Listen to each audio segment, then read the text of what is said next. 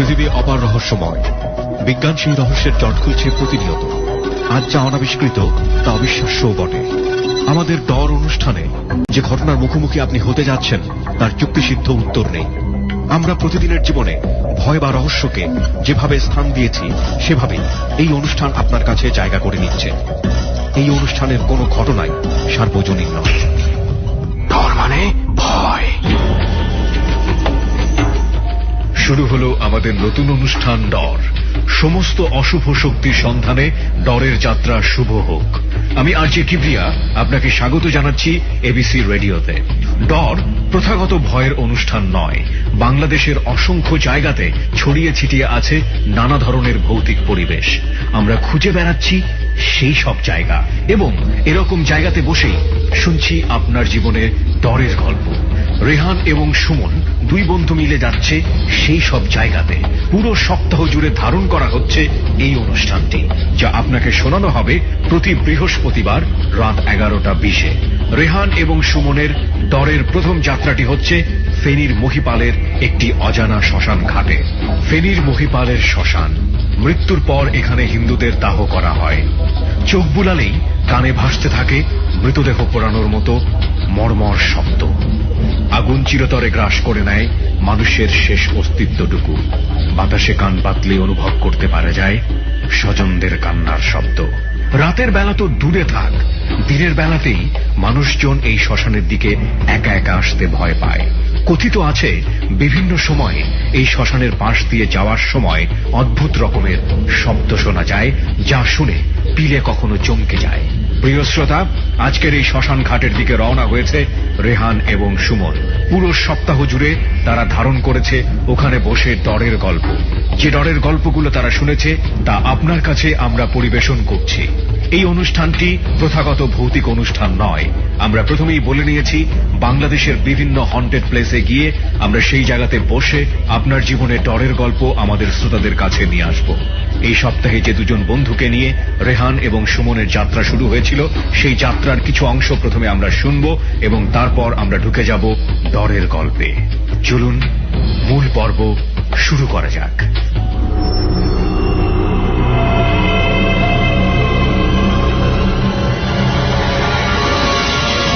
ডর মানে ভয়।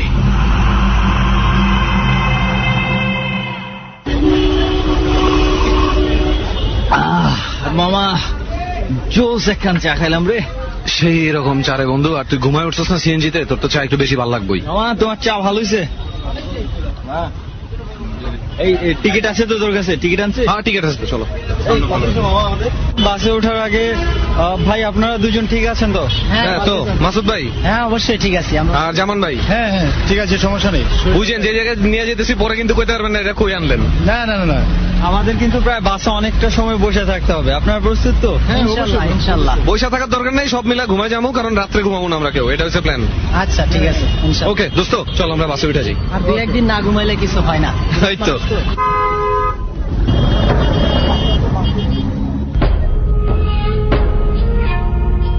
এভাবে 3 ঘন্টা জার্নির পর আমরা পৌঁছাই ফেনীর তারুর দোকান নামক একটা জায়গাতে। নামতে হবে এখন।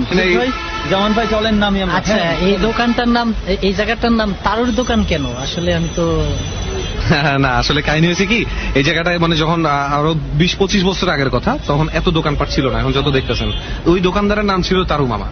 তো সবাই আইসা বাসালারে কইতো যে ওই দোকানে নামাবেন। কার দোকান? বাসালারা ওই দোকানে চা খাইতো। ওই তারুর দোকানে নামাই দেন, তারুর দোকান। এখন জায়গার নামই হয়ে গেছে তারুর দোকান। মানে দোকান চার দোকান কিন্তু নাম হয়েছে তারুর দোকান। হ্যাঁ ধরেন এই দোকানটা যদি হতো রেহানের মামার দোকান, তাহলে এটা হয়তো জায়গার নাম হতো রেহানের মামার দোকান। মানে আমরা তো মনে করছিলাম তারি আছে। মাসুদ ভাই কিন্তু হেভি মজার মানুষ।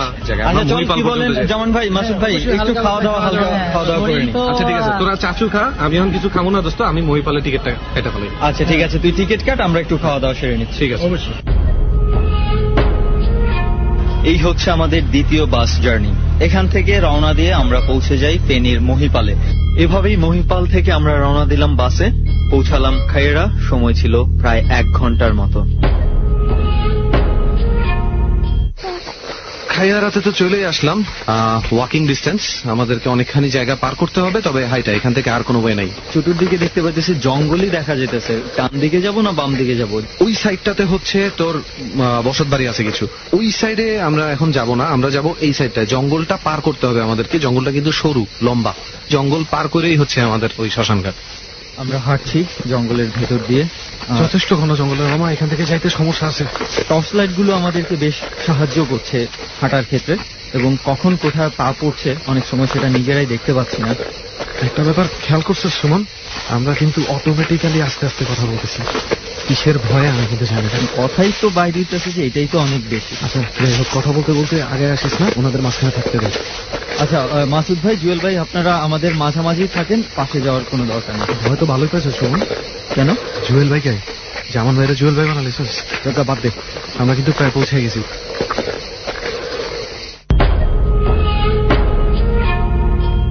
অবশেষে হাঁটতে হাঁটতে ঘন জঙ্গল পার করে এখন আমরা সবাই শ্মশানে দাঁড়িয়ে আছি।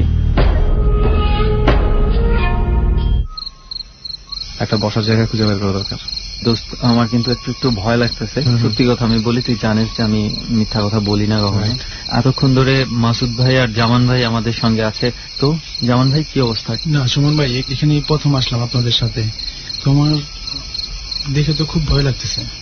আসলে আমি তো আসলে একটু বেশি খালি তো জায়গাটা, একটু আর ওই যে জঙ্গলের মধ্যে দিয়ে আমাদের আসতে হয়েছে, একটু ভুতুরে ভুতুরে ভাব। একটু ভুতুরে ভুতুরে ভাব। আসলে এই জায়গাটার অনেক উল্টাপাল্টা এই ব্যাপারে কথা আছে, আমি জানি না আপনারা শুনতে পাচ্ছেন কিনা কেউ।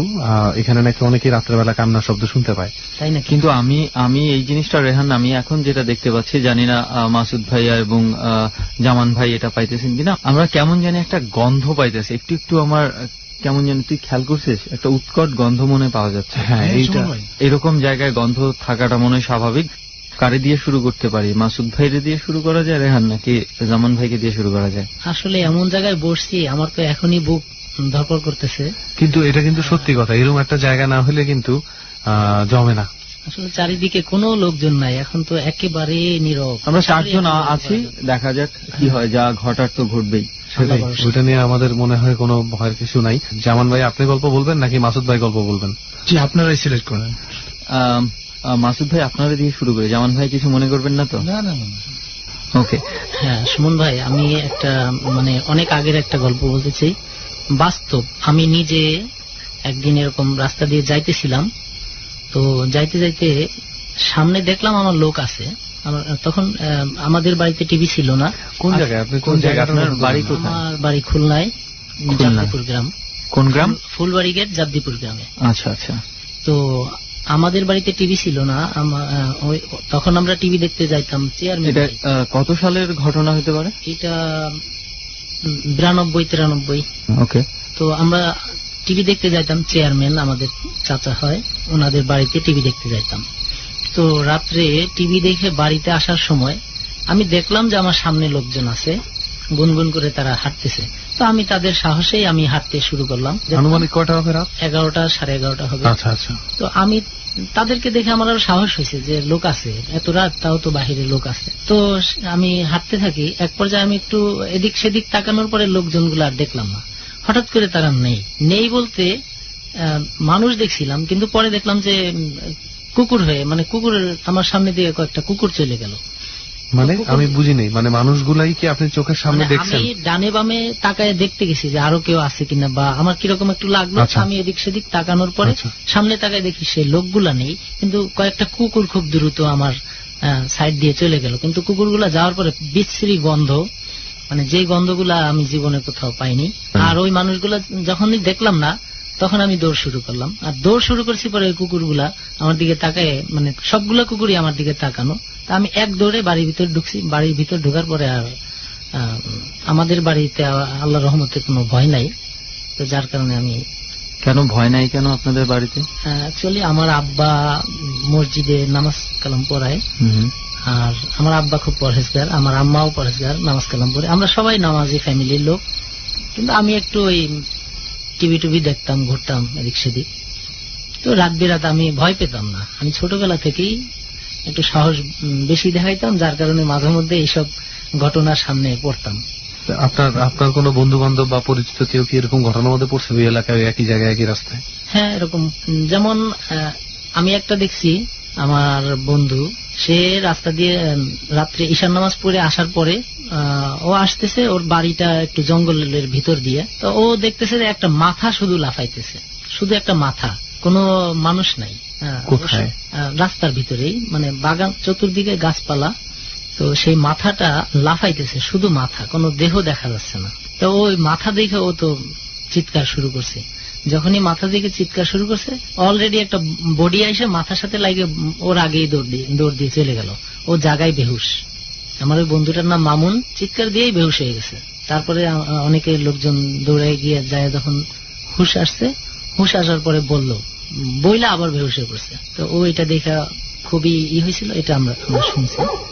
এটা আনুমানিক কয়টার দিকের ঘটনা? এটা রাত্রে ঈশান নামাজ পড়ে, হাদিস বলে, অনেক আমলের কথা বলে, দেখা গেছে 10টার পরে আর কি। আচ্ছা, মাসুদ ভাই, এই ঘটনাটা আপনি যখন শুনছেন তখন আপনি তো বিশ্বাস করছেন যে এই ঘটনাটা ঘটছে। আচ্ছা, আপনি কি এইসব ব্যাপারে বিশ্বাস করেন? মানে জিন, ভূত, পরী, অশরীরী ব্যাপার স্যাপার? আসলে ছোটবেলায় তো অত কিছু বুঝতাম না, তারপরে যখন বলতো যে জিন আছে, ভূত আছে, তো মাঝে মধ্যে সাহস করে করে চলে যাইতাম এক এক জায়গায়।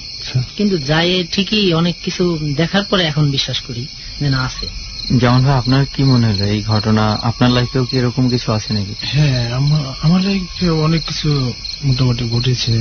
আপনার লাইফেরটা আমরা একটু শুনবো, তার আগে আমরা মাসুদ ভাইয়ের মনে আরো কিছু কাহিনী আছে না মাসুদ ভাই? জি। সবাই একটা জিনিস সাবধান করে দিই, এই এলাকার মানুষ যেমনে বলে, সবার কথা শুনে যেটা বুঝলাম, হঠাৎ করে যদি কোনো ডাকমাক শুনেন বা কেউ যদি মনে হয় যেন কেউ একজন পিছনে আসে ডাকতেছে বা কিছু, কেউ কিন্তু পিছে তাকাইবেন না, ঠিক আছে? হ্যাঁ, এই এলাকার লোকজন কয় এটা আরো একবার একটু সাবধান করে দিই ভালো করে, যে যদি মনে করেন যে আপনার পেছনে হয়তো কেউ আছে বা মনে হয় যে কেউ ডাকতেছে বা কোনো ইশারা হচ্ছে, জাস্ট আপনি বলেন, আমাদেরকে বলেন বা একজন আরেকজনকে বলেন, কিন্তু পেছনের দিকে তাকাবেন না, ঠিক আছে?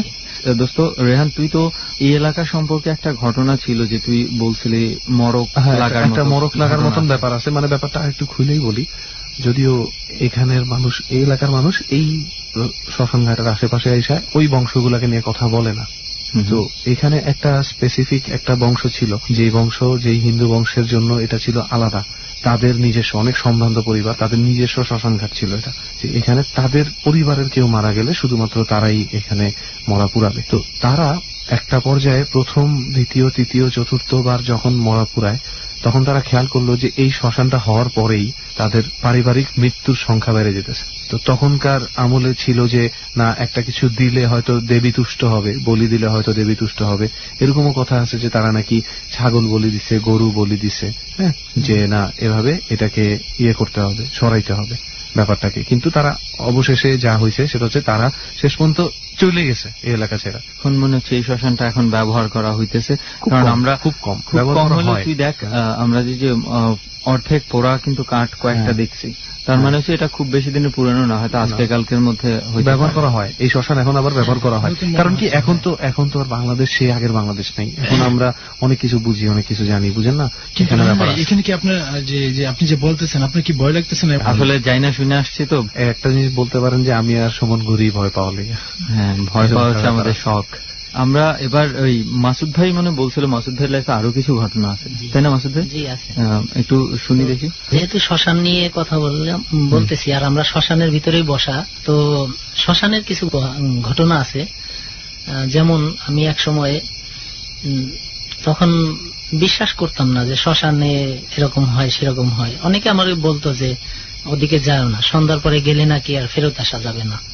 তো আমি বিশ্বাস করতাম না, কারণ ছোটবেলা থেকেই আমি চলে বেড়াইছি এদিক সেদিক, কোনো কিছু মানে একা একা চলাফেরার একটা অভ্যাস আছে। একা চলি, আমি একা, ভয় লাগলেও চলি, যদি আমার ভয় লাগে। এই ব্যাপারটা কিন্তু ভালো লাগছে সুমন, বুঝছিস?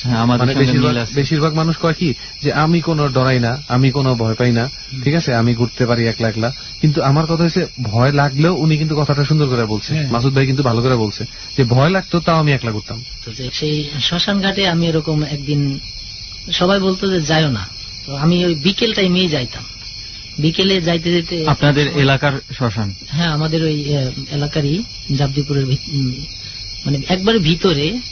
এমন আমরা যে শ্মশানটাতে আছি এমন নীরব, মানে আশেপাশে মানুষজন নাই, এরকম কিছু কি? ওই শ্মশানটা এরকম একবারে জঙ্গল পার হয়ে বাঁশ ঝাড়, তারপরে অনেক জঙ্গল পার হয়ে পরে আমাদের ওইদিক যাইতে হয়।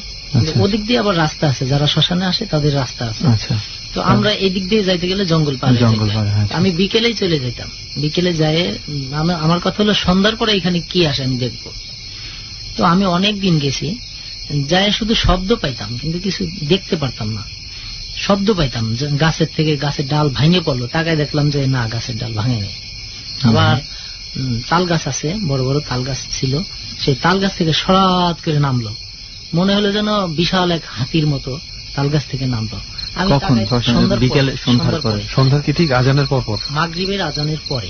এই যে আমি তোর কইছি না সুমন, মাগরিবের আজানের পর পর, ফজরের আজানের আগে আগে, এই সময়গুলোতে কিছু কাহিনী আছে। শরীর ভার হয়ে থাকতো, কিন্তু আমি বিসমিল্লাহ কয়ে যে বসতাম আর মানে দোয়া কালাম পড়তাম যে আসলে শুধু দোয়া পড়ে ফু দিলে জ্বলে পড়ে যাবে। একদিনেরটাই আমি বলি, যেমন ওই শ্মশানে যাই আমি বসলাম সন্ধ্যা, এর আগেও গেছি কিন্তু তখন কিছু দেখতাম না, শুধু শব্দ পেতাম।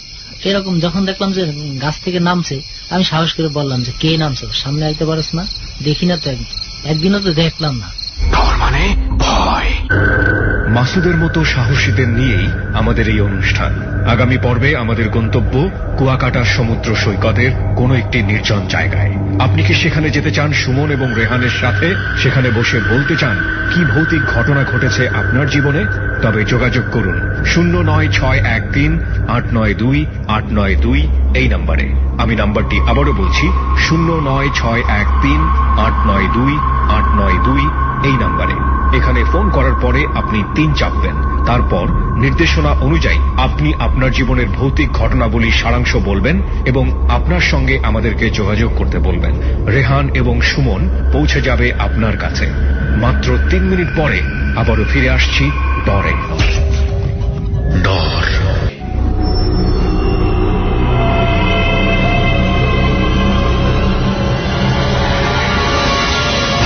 ডর মানে ভয়।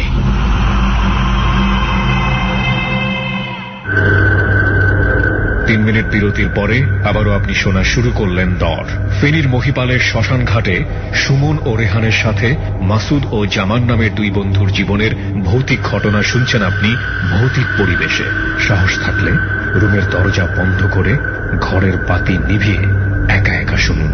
তবে ভুলেও রেহান এবং সুমনের মতো হন্টের জায়গাগুলোতে এই কাজ করতে যাবেন না। এরা বিশেষভাবে ট্রেনিং প্রাপ্ত। পুরো সপ্তাহ জুড়ে এদের সাথে থাকে এবিসির বিশাল এক টিম। সুতরাং এদের দ্বারা কোনোভাবেই অনুপ্রাণিত হবেন না।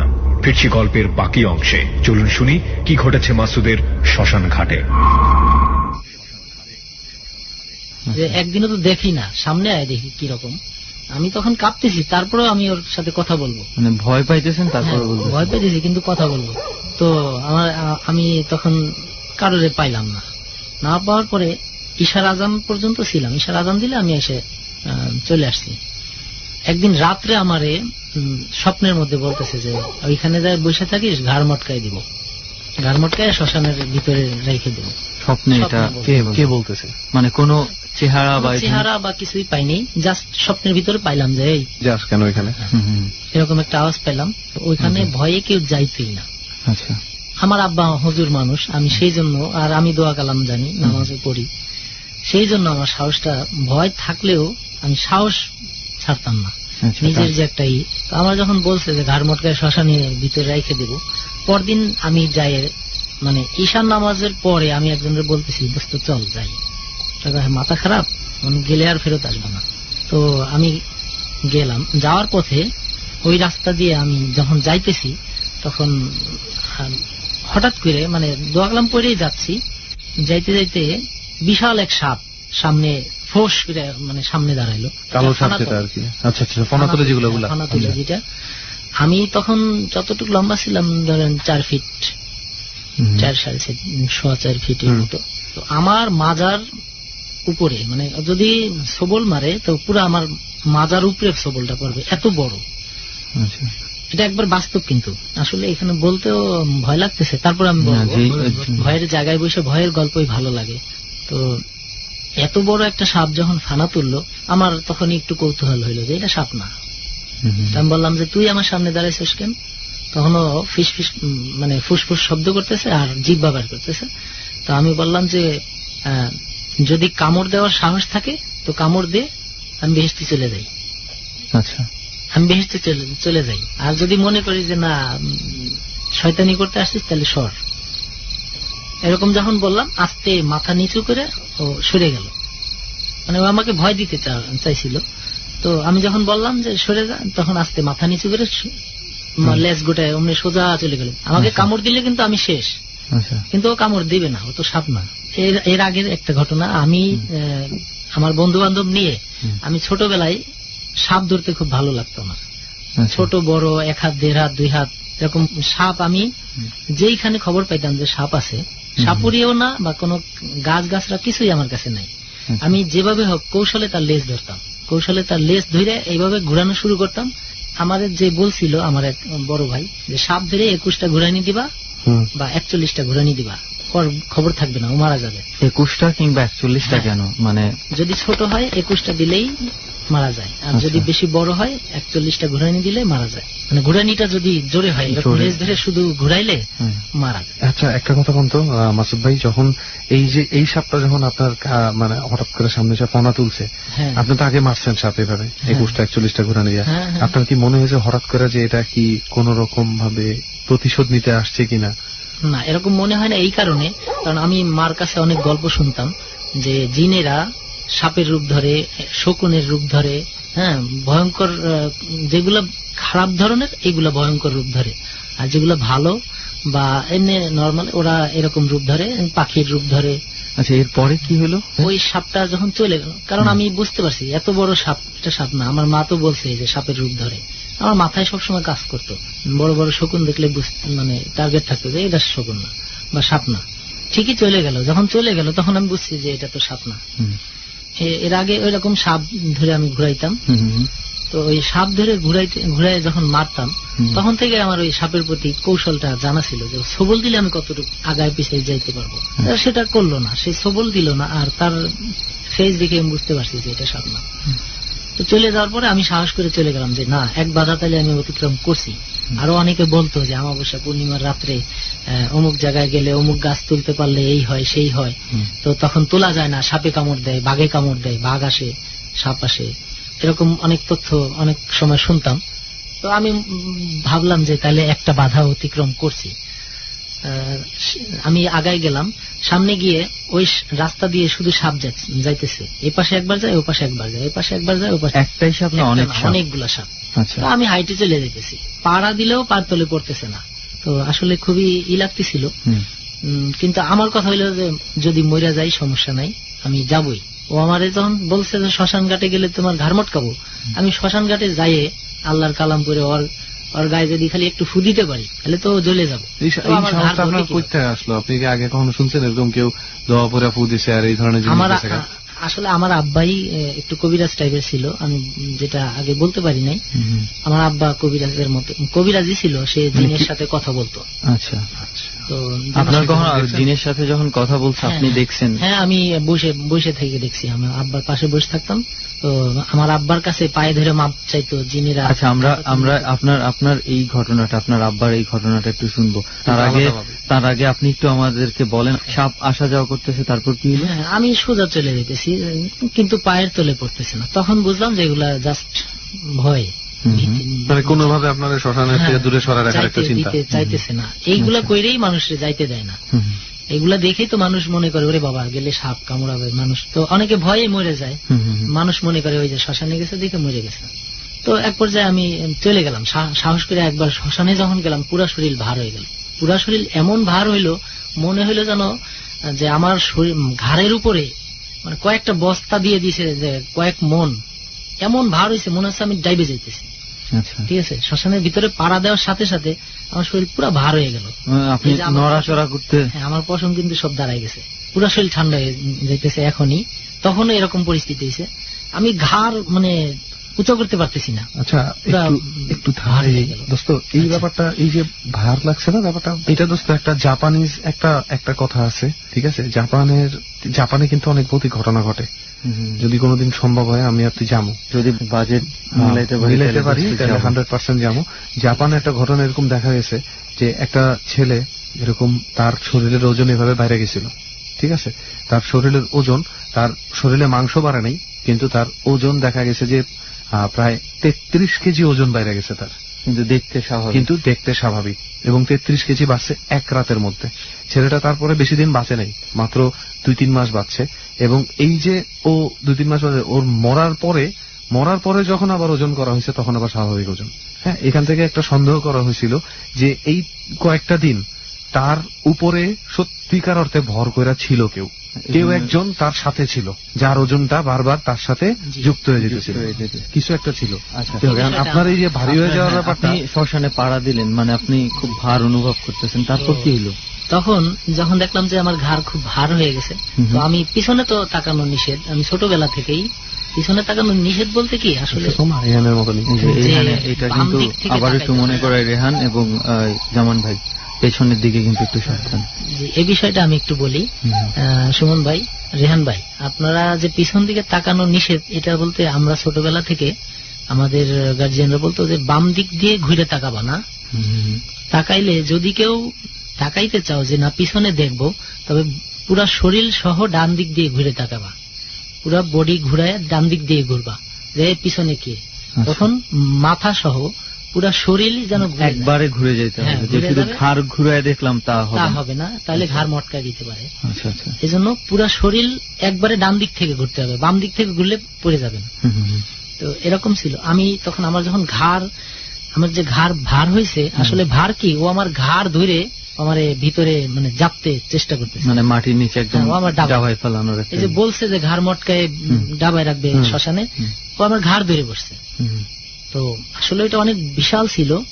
মানে আপনি কি অনুভব করতে, আপনি কি শুধু ওজনটাই হইতেছে না, কেউ আপনার ঘাড়ে ধরে রাখছে? এইদিকে সব ব্যথা হয়ে গেছে, এই যে ঘাড়ের যে মাসল, আচ্ছা, ইয়েটা এগুলা সব যাই মানে চাপ দিয়ে ধরলে একজন বড় মানুষ ঘাড় ধরে যখন জাতা মারে যেরকম সেম, কিন্তু কিছু তো নাই, হ্যাঁ, দেখতে পারতেছি না, কিন্তু আপনি অনুভব করছেন। সে আমাকে এমন ভাবে ঘাড় ধরে ডাবাচ্ছে, এরকম একটা। রাত কয়টা বাজছিল? ঈশার নামাজ পড়ে আমি গেছি, মানে 9টা 9:30 এরকম বাজে। হ্যাঁ, কারণ আমি বলি আমার আব্বা হুজুর মানুষ হইলেও কি হবে, সে আমাদেরকে অতটা কেয়ার করতো না, যার কারণে আমার ভিতরে আসলে দুনিয়া বা মরে যাওয়া বা বেঁচে থাকা এরকম কিছু একটা কাজ করতো না। ভয়ের বেলা অনেকে আছে, ভয়ের গতি ইয়েটা বেশি থাকে, ভয়ের স্পিডটা বেশি থাকে, সে দৌড় মারে। আর যার সাহসের স্পিডটা বেশি থাকে, সে সাহস করে, যদি ভয়ে 1 পা পিছনে যায় তো সাহস করে আরো 3 পা সামনে যায়, যে না যাবোই যাবো, আবার দরকার হলে 1 পা পিছনে যায়, যাবো, আবার 2 পা সামনে যায়, যে না যাবোই যাবো। আমার টার্গেটটা ছিল ওইরকম, আমি যাবোই। তো আমার যখন ঘাড় ওজন হয়ে গেল, তখন আমি হাঁটুতে রুকু দেওয়ার মতো পরিস্থিতি, যে এরকম মানে ঠেকাই রাখছি। তখন আমি বলছি যে মানুষ না জানোয়ার না জিন, যদি বাপের জন্ম হয়ে থাকে তাহলে সামনে এসে দাঁড়া। মানে এইভাবে চিল্লাই বলতেছি, ওখানে কেউ নাই, একটা মানে গরু ছাগল কুকুর কিচ্ছু নাই, মানুষ তো দূরে থাক, কিছুই নাই। আর আমি ওইখানে ওই একটা আম গাছের নিচে বসতাম যায় বিকেলে, সে আম গাছটার নিচেও কেউ যাইতে ভয় পাইতো, কারণ ওইটা এমন ভয়ের, ওই আম গাছে সাপ থাকতো বা বড় বড় শকুনের মতো থাকতো, যারা কোনো মানুষ ওইখানে বসতো না ভয়ে, ঠিক আছে। আবার শুনছি অনেকে মারাও গেছে। আমার কথা হইলো যে আমার বাপের যেহেতু খোঁজ খবর নেয় না, আর সংসারের খুব ঝড়ঝামেলা চলতো, তো আমার মরা বা বাঁচা নিয়ে কোন টার্গেট থাকতো না। আমার কথা হলো যে বাপের বেটা হইলে আমার কথা হলো আমি জিনের সাথে কথা বলবো।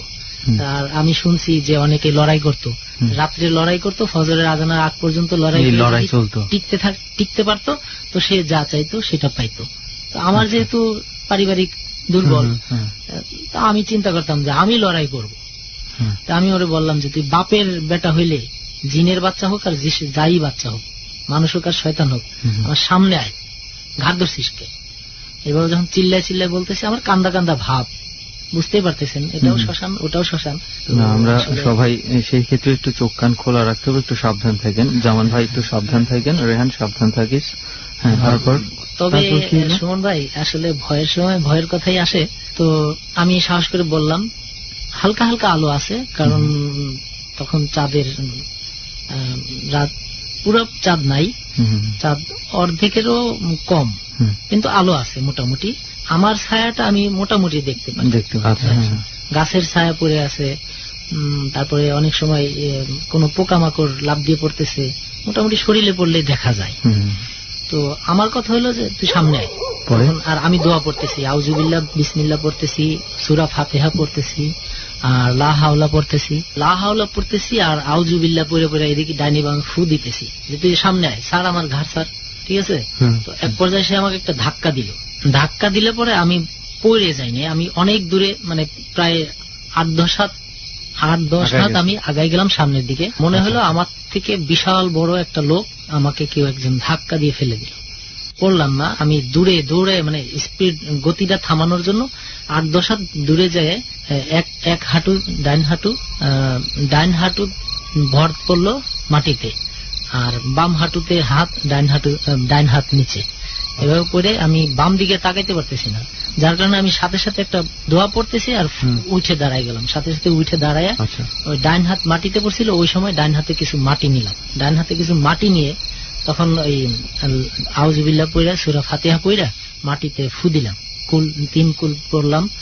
আর আমার শুধু মানে চতুর্দিক দিয়ে ঘিরে ফেলাইছে। আমার মনে হচ্ছে যে আমার চারপাশে লোকজন, কিন্তু একজনও নিচে না, সব আমার থেকে, আমার হাঁটুর উপরের সাইডে সব ছায়াগুলো, মানে এমন দেখতেছি যে প্রত্যেকটা মানে কালারটা বলতে পারতেছি না, ভয়ঙ্কর একটা কালার, যেই কালারের কোনো ফেজ নাই, কিন্তু মনে হচ্ছে যে এখানে আমাকে ব্যারিকেড দেওয়া। তো আমি যখন ডাইন হাতে মাটি নিলাম, মাটি নিয়েই 4 কুল ডাইরেক্ট বলতে পারি নাই, তো আমি কিছু কিছু কৌশল অবলম্বন করি। যেমন আল্লাহর কাছে বললাম, আল্লাহ 4 কুল মাইনে নিলাম, ফু, মানে 4 কুল বলতে বলে 4 বার কুল হলাম পড়ে, আল্লাহ 4 কুল মাইনে নিলাম, পরে পড়ে নেব, ফু দিয়ে মাইরে দিলাম, ছড়ায় মাটি মাইরে দিলাম, আবার নিলাম, আবার নিয়ে আউযুবিল্লাহ বিসমিল্লাহ করে আবার মাইরে দিলাম। এরকম 3-4 বার মানে এদিক ওদিক ছড়ায় মারলাম। মারার পরে এই যে আমার শরীর কিন্তু আবার এই হয়ে গেল, হালকা হলে শুরু করছে। হ্যাঁ, দোয়া পড়ে যখন আমি মাটিগুলা মাইরে দিলাম, এদিক সেদিক চতুর্দিকে ঘুরায় মাইরে দিলাম, মাইরে দেওয়ার পরে ঠিক আমি মনে হইলো যেন আমার একবারে পুরা ফাঁকা, পুরো শ্মশান ঘাট, কেউ নাই, নীরব, আমি একাই। ডর মানে ভয়। মাসুদকে বিশ্বাস করা না করা একান্তই আপনার ব্যাপার। আমরা আপনাকে জোর করে বিশ্বাস করাতে চাই না, তবে জোর করে হলেও আমরা যাব ডরের কাছে। যদি আপনিও যেতে চান আগামী পর্বে কুয়াকাটায় এবং বলতে চান আপনার জীবনের ভৌতিক ঘটনাগুলো, তবে ফোন করুন 09613892892 এই নাম্বারটি আমি আরো একবার বলছি, 09613892892 এই নাম্বারে, এবং 3 চাপুন। এরপর নির্দেশনা অনুসরণ করুন। এমনও হতে পারে সুমন এবং রেহান চলে যাবে আপনার এলাকায়, পুরো সপ্তাহ জুড়ে ধারণ করবে ডরের ঘটনাগুলো। এই মুহূর্তে একটু দম ফেলা বিরতি, ফিরব ঠিক রাত 12:06। রাত গভীর তো, ডর জমবে। একা একা শুনুন, জানালাটা খোলা রেখে। ডর।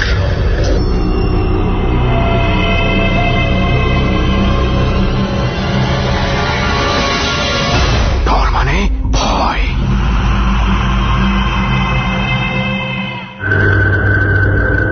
রাত 12:06।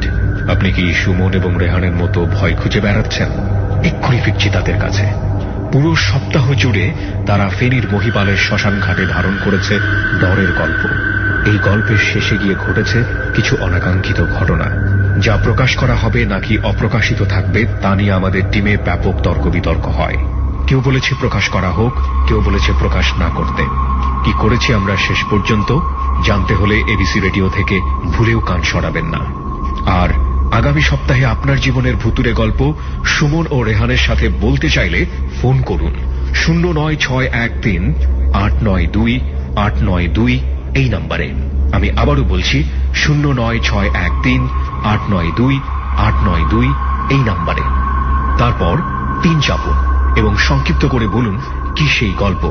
আমাদের টিম পৌঁছে যাবে আপনার কাছে।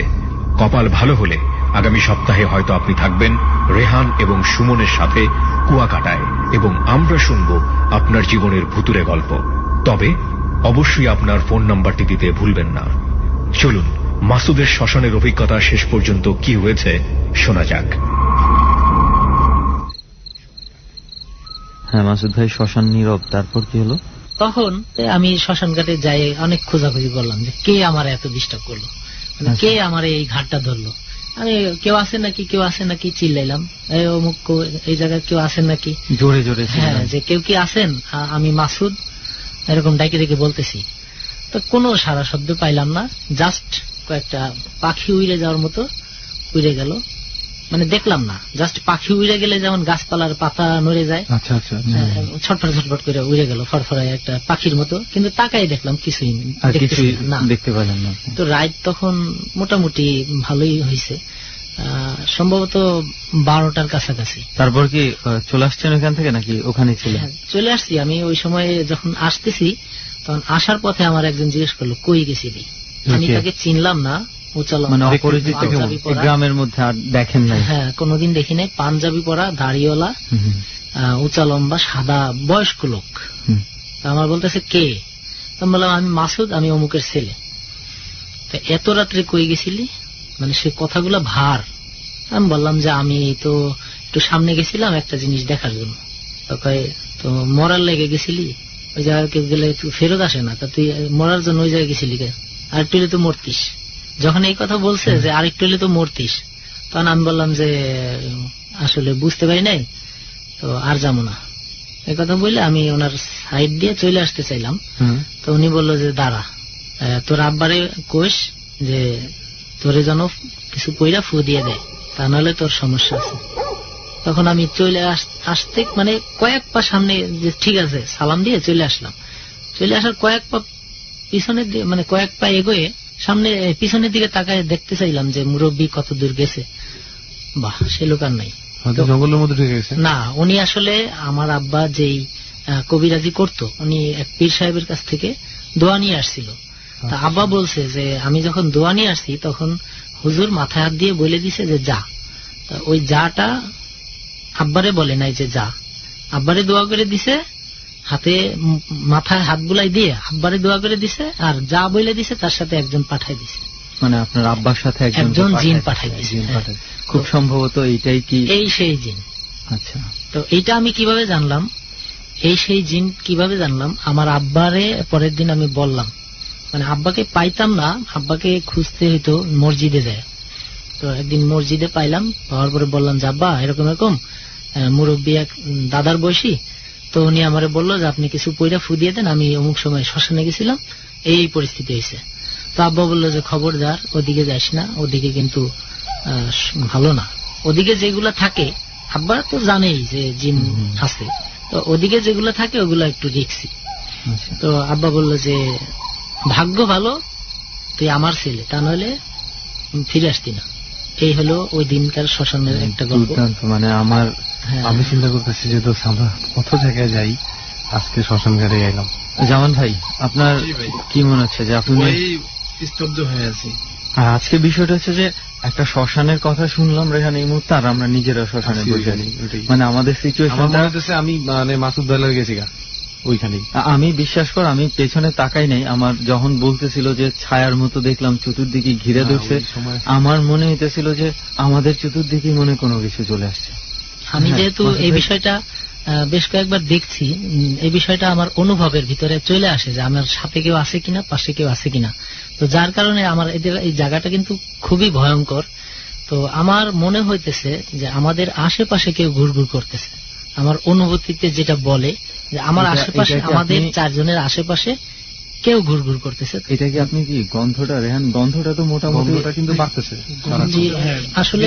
এইটা এই যে একটা গন্ধ, এই গন্ধটা কোন মানুষের তৈরি কোন ধোয়ার গন্ধ না।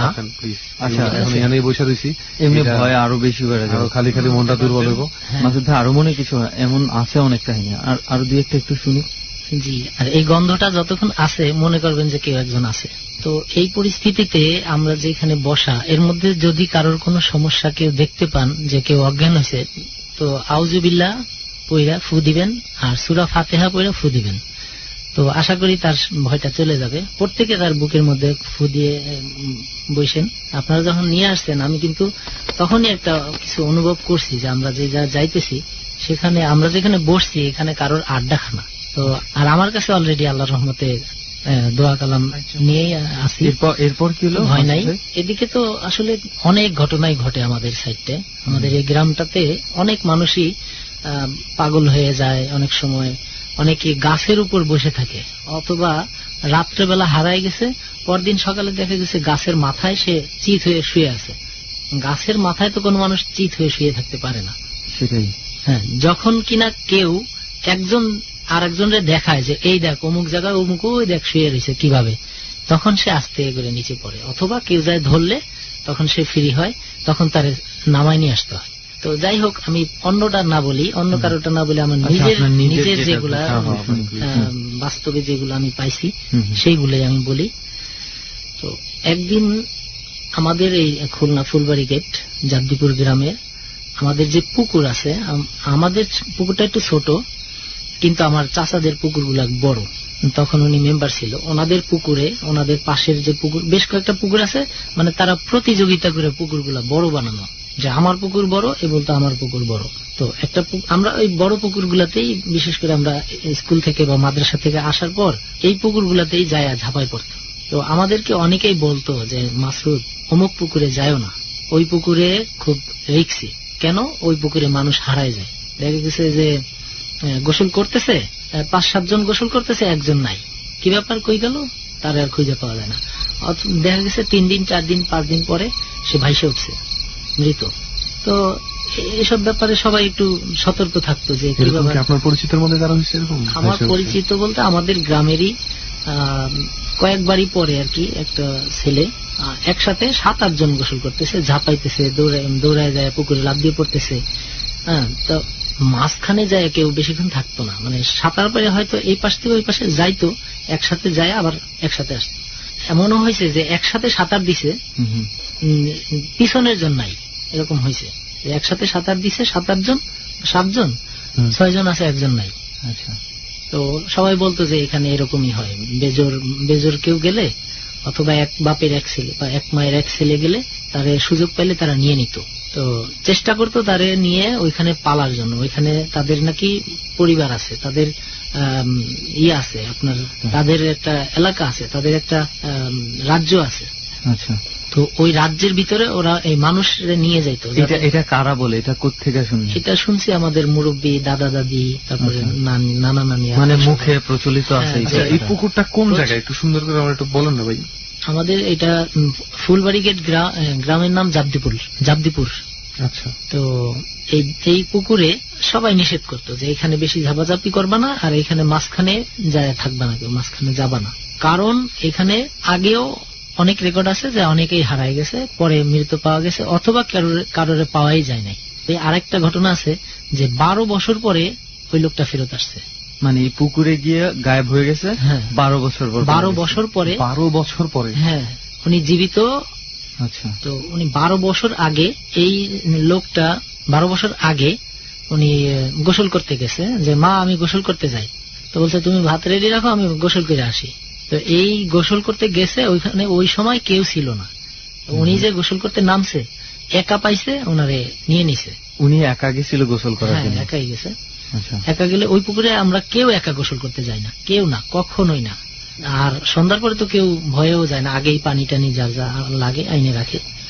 তো এক পর্যায়ে উনি গোসল করতে যায় যে নামছে, তারপরে আর ওনারে পাওয়া যায় নাই। পরে উনি, আমরা তো বড় হয়েছি, আমাদের তখন আমরা চিনি না, তো উনি দাড়ি টাড়ি আছে, চুল দাড়ি সব, 12 বছরে যা হয় এরকম পরিস্থিতিতে উনি আইসা ওনার মারে বলতেছে মা ভাত দে। মানে হঠাৎ করে একদিন এসে বলতেছে 12 বছর। এর আগে যে কান্নাকাটি, খোঁজাখুঁজি, জাল মারা, ডুবুরি ডুবানো সব করা শেষ। ডুবুরিরা বললো যে না, এত যে গভীর, ওই পুকুরের মাঝখানের গভীরতা আজ পর্যন্ত কেউ পাইছে কিনা আমার জানা নাই। আচ্ছা। পুকুরটা কিন্তু একটু ভাঙা, একটু রেল লাইন আছে পাশে, আর ওই রেল লাইন দিয়ে আসা যাওয়া করে একটা গলির মতো হয়ে আছে, যেখান থেকে এগুলা নামে, দেওদত্ত বলে, এগুলা যেখান থেকে নামে ওইখান থেকে একটা গলি হয়ে যায়। আচ্ছা। এই পুকুর থেকে ওই পুকুরে যাই, সেখান থেকে একটা গলি হয়ে গেছে। আমি এখনো আপনাদেরকে ওইখানে দেখাইতে পারবো। তো ওই দাগগুলা আছে যে এইখান থেকে ওইখানে গেছে একটা ভিজা স্যাঁতস্যাঁতে দাগ। হ্যাঁ, ওই দাগটা আমরা ছোটবেলায় দেখছি, এখনো আছে। তো উনি 12 বছর পরে এসে বলতেছে মা ভাত দে। তো ওনার মা তো চিনতে পারতেছে না, তো বলতেছে যে কে তুমি? মা জিজ্ঞেস করতেছে আপনি কে? তো ও কাঁদতেছে আর বলতেছে মা ভাত দে। ওইখান থেকে বলে দিছে যে মানে ওনার যে নিয়ে রাখছে, নিয়ে রাখার পরে উনি রাজি হয় না, বিয়ে করবে ওনারে। তো উনি বলছে যে না আমি বিয়ে করবো না। এভাবে ওনারে রাখতে রাখতে রাখতে রাখতে 12 বছর রাখার পরে বলছে যে এখন তুমি আমাদের আয়ত্তে চলে আসছো, এখন তুমি বাড়িতে যাই একটা সুযোগ পাবা। সেই সুযোগটা হলো এই ভেসে তুমি যাবা, যায় তুমি পরিচয় দিতে পারবা না, জাস্ট তোমার যেই পরিস্থিতিতে আসছিলা ওই পরিবেশটা ফুটাই তোলার চেষ্টা করবা। যদি তোমার মা তোমারে চিনে তো ওয়েল থেকে যাবা, আর চিনে ধরে রাখতে পারে যে বাবা এটা আমার ছেলে, তাহলে তুমি থেকে যাবা, তাহলে আর আমরা তোমারে নিব না। আর যদি না চিনে তাহলে তোমার সাথে সাথে চলে আসতে হবে, আর যদি না আসো মুখ দিয়ে রক্ত পিঠে মারা যাবা, প্লাস বংশ ধ্বংস করে দেওয়া হবে। এরকম যখন বলা হয়েছে তখন উনি বারবার বলতেছে মা ভাত দে। উনি বলে কে তুই, আপনি কে? পাগলের বেশ, দাড়ি চুল বড় বড়, বুঝতে না পাইলে উনি দেয় না, মানে ভাত দিতেছে না, তুচ্ছ করতেছে যে সরে ভাই সরে যা যা যা। তখন উনি ঘরে ঢুকতে চাইতেছে যে মা আমি আমার ঘরে যাই। উনি তো বুঝতেছে না যে ওনার ছেলে, যেহেতু ছেলে গোসল করতে যায় মারা গেছে, তখন উনি ঘরে জোর করে ঘরে ঢুকছে। ঢুইকে যায় ওনার বিছানার ওনার বালিশের নিচে 12 বছর আগে কি যেন রাইখে গেছিল। তা ওনার মা বলতেছে এই বেরো বেরো বেরো, কি ব্যাপার পাগল সাগল ঘরের ভিতর ঢুকে গেছে, বাইরে বেরো, জোর করে বের করে দিতেছে। ওই লোকটা বের হয়ে গেল, বের হয়ে যায় মা ভাত দিলি না, এভাবে কান্নাকাটি শুরু করে দিছে। তো যখন কান্না শুরু করছে তখন ওনার যেহেতু চিনে নাই, কান্না দেখে কান্নার ভাব দেখে বুঝতে পারছে যে এটা তো আমার ছেলে এরকম কাঁদতো। কারণ এই কান্না শুরু করার পরে এত স্পিডে উনি পুকুরের দিকে গেছে, ওনার মা দৌড়ে যায় আর দেখছে যে শুধু মানে অর্ধেক বডি আর পুরোটা হাইটে পুকুরের মাঝখানে চলে গেছে, আস্তে করে তলায়। ব্যাপারটা বুঝিস, পুকুরের মাঝখানে কিন্তু গভীরতা বেশি থাকে, গভীরতা না। এটা যখন মাঝখানে গেছে তখনও তার অর্ধেক শরীর দেখা যেত, তাহলে পায়ের সাইজটা বলো যে পুকুরের গভীরতাই বোঝা যায় না, কিন্তু সেই জায়গায় হাইটে গেছে, তার মানে ওইখানেই তো অদ্ভুত বিষয়টা। তখন সে ওনাদের ভিতরে চলে গেছে, ওই ওনাদের আয়ত্তে চলে গেছে, আর কোনোদিন আর তার দেখা পাওয়া যায় আর পাবেও না। উনি বলে সুযোগ ছিল, যখন তলায় যাইতেছিল তখন বলছে যে মানে পিছনে ফিরে নাই, জাস্ট কাঁদতেছিল আর বলতেছিল মা আমারে তুই চিনলি না, আমারে তুই চিনলি না, আজকে আমারে পর করলি। তখন ওনার মা ঝাঁপায় পড়ছে, আশপাশ থেকে সবাই ঝাঁপায় পড়ছে যে উনি বলতেছে আমার ছেলে আমার ছেলে আমার ছেলে। তখন উনি অনেকদিন পাগল ছিল, ওই মহিলা আমরা দেখছি উনি বেশ মানে পাগল তো ছিলই, যারাই দেখতো বলতো আমার ছেলে রাইতো, আমার ছেলে। আমাদেরকে এটা কত বছর আগের ঘটনা? 94 দিকে 94 দিকের ঘটনা। আর এই পুকুরেই আমি পয়সা পেতাম। আপনি পয়সা পেতেন? আমার চাবিও পাইছি। ওটা কি এই পুকুরেরই ঘটনা? এই পুকুরের ঘটনা। সুমন, রাত কয়টা বাজে আল্লাহ জানে। এখন ঘড়ি দেখবেন 56। সময় হাতে আছে, আরো সমস্যা নেই, প্রয়োজনে সারা রাত থাকবো আজকে। হ্যাঁ সুমন ভাই, রেহান ভাই, এই পুকুরে আমি আরো অনেক কিছু পাইছি, তাই না? হ্যাঁ জামান ভাই। জি ভাই। মাসুদ ভাইয়ের কাছে তো শুনলাম অনেকক্ষণ। জামান ভাই আপনার দু একটা ঘটনা শুনি। অ্যাকচুয়ালি সুমন ভাই, যে জায়গাটায় আছি এটাতে অনেক ভয়ানক জায়গা। এরপরে মাসুদ ভাইয়ের ঘটনাটা খুব ভয়ানক, এমন একটা ভয় ঢুকেছে আমার ভিতরে যে আমি না পারতেছি থাকতে, না পারতেছি যেতে, কারণ শুনতেও ভালো লাগতেছে। আবার এখানে এটা কিন্তু একটা চরম কথা কইছে, এই ভয়ের ব্যাপারটা কিন্তু এরকমই হয়। মনে কর তুই একটা উল্টাপাল্টা শব্দ পাইতেছিস, হ্যাঁ, ঘরের মধ্যে একলা আসছিস, হ্যাঁ, তুই ওই জায়গাটায় না যাওয়া পারবি না, আবার যাইতেও ভয় লাগবে। তুই চিন্তা করে দেখ, আমরা বসে আছি, আমরা কিন্তু ভয় পেতেছি এই জায়গার মধ্যে, কিন্তু যাবো না, কথা শুনতেছি। এবার জামান ভাই আপনার ঘটনা শুনি। যে আমি ছোট সময় তো আমার নানা বাড়িতে থাকতাম, পরে 2 বছর মতো থাকছিলাম, পরে আবার চলে গেছে আমার বাড়িতে। এই 2 বছরের যে ঘটনাটা হয়েছে সেটা হলো যে আমি আবার বাজার যেতাম, আমার নানার পাশে বাজার আছে একটা বাজার, বেগুনবাড়ি বাজার। বেগুনবাড়ি কোথায়? ময়মনসিংহ মুক্তাগাছা থানা, বেগুনবাড়ি। তো ওই বাজারে যাইতাম, ওইখানে আমার নানা যাইতো, সবাই একটা বাজারই, ওইখানে বাজার করতো, আমি যাইতাম। ছোট সময় থেকে আমার মানে বাজারে যাওয়ার খুব অভ্যাস ছিল। তো মানে ওই সময় তো শুনতাম যে এটা সেটা, আমার নানু বলতো কি তুমি ওই দিক দিয়ে যাও না, আর গেলে কাউকে সঙ্গে নিয়ে যাবা, তুমি তো বাজারে যাও গা, দূর পাইরা পাইরা, হ্যাঁ, পোলাপান মানুষ বুঝো না, মানে একা যাইতে নিষেধ করতে একা যাইতে একবারই নিষেধ করছে। তো আমি আবার কি মানে ওরকম যে ভয় পাইতাম না, হ্যাঁ, আবার যদি কোনো কিছু সামনে পড়ে যেত আমি আবার ভয় পাইতাম। তো একদিন হঠাৎ করে বাজারে গেলাম, তো আসার সময় আপনার যে রাস্তাটা, বাজার থেকে যে রাস্তাটা, এটা হচ্ছে মুক্তাগাছার রাস্তা আর কি। তো আমরা ওই রাস্তা দিয়ে আমাদের ডান সাইডে আর কি আমাদের গ্রামের রাস্তা, কান্দুলিয়া গ্রাম। ওই গ্রামে আবার অল্প একটু যাইতে ওই রাস্তা থেকে অল্প একটু ধরেন 40 হাত যেতেই একটা খাল আছে, ওই খালটার মধ্যে সাঁকো। এই জায়গা থেকে মানে যত সমস্যাটা বাজে। তো আমি বাসের সাঁকোতে উঠতেছিলাম, ওই সময় তো শুট হইয়া, তো দেখি বাসের সাঁকো না লড়তেছে। আচ্ছা, এখন বাজে ধরেন 4:30 না 5টা বিকাল। বিকাল আমার নানা বাজার থেকে পাঠাই দিছে, তাড়াতাড়ি যা, মানে সন্ধ্যা হওয়ার আগেই পাঠাই দিছে। সন্ধ্যা হওয়ার আগে পোলাপান মানুষ তাড়াতাড়ি যা। বাট জায়গাটা ছিল মোটামুটি ফরওয়ার্ড, যে নানা বাজারের খুব ফরওয়ার্ড ছিল। পরে আসছি, মানুষের লগে লগে আসছি, কিন্তু আসার পরে আমাদের যে গ্রামে ঢুকবো এই গ্রামের লোক নেই, শুধু আমি একা। আর আমার বয়স ছিল না যে একবার রাস্তা ক্লিয়ার, আলো আছে। তো পরে দেখি সাঁকোটা মানে নড়তেছে। নড়ার পরে আমি একটা মনে করে নেই, খেয়াল নজর দেয় না, হয়তো আমি উঠছি দেখি হয়তো লড়তেছে। পরে গেছি মাছ পথে যেয়ে গেছি, খালের এটা প্রস্তটা হবে 50-60 ফিট এরকম হবে। তো মাঝখানে যাওয়ার পরে এখন তো ভয় ঢুকে গেছে, মানে দেখি এই পাশে লড়তেছে ওই পাশে লড়তেছে সাঁকোটা। এটা কি আপনার কাছে মনে হচ্ছে মানে কেউ নড়াইতেছে এরকম মনে হইতেছিল? না না, আমি ভাবতেছি যে হয়তো যে কোনো আমি যে আছি এমনও হইতে পারে, মনে করেন যে নিচে স্রোত বেশি থাকলে না, কোনো স্রোত নেই, আস্তে আস্তে চলে যায়। আচ্ছা আচ্ছা, হ্যাঁ। তো আমি মাঝখানে যে তাড়ায় গেলাম, ছোট মানুষ যতটুকু বুঝি আর কি, তাড়ায় গেলাম। দেখি আমার শরীর সহ এখন লড়তেছে, এমন এদিক সেদিক তাকায় কোনো লোক নাই। ও এখানে ঘটনা আছে, আমার হাতে নানা কিনে দিছিল রুটি।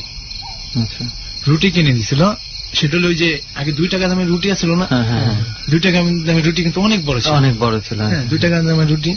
তুই খাইছিস রান কখনো 2 টাকা দামের রুটি?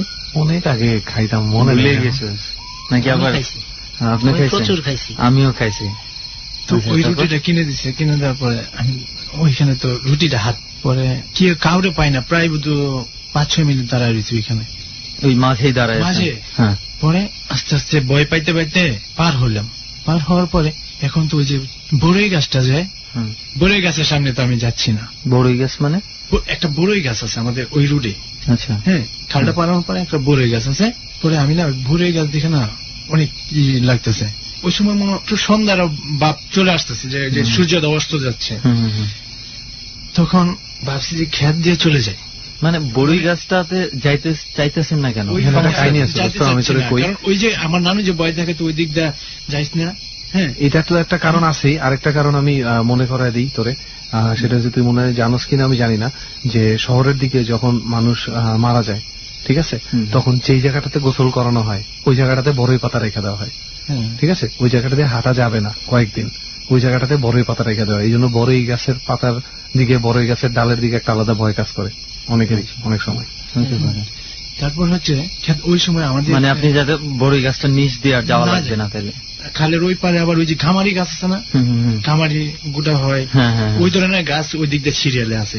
তো যেটা ঝাড়পি মারাই মোটামুটি, তো আমি চিন্তা করলাম যে এই দিক দিয়ে চলে যাই।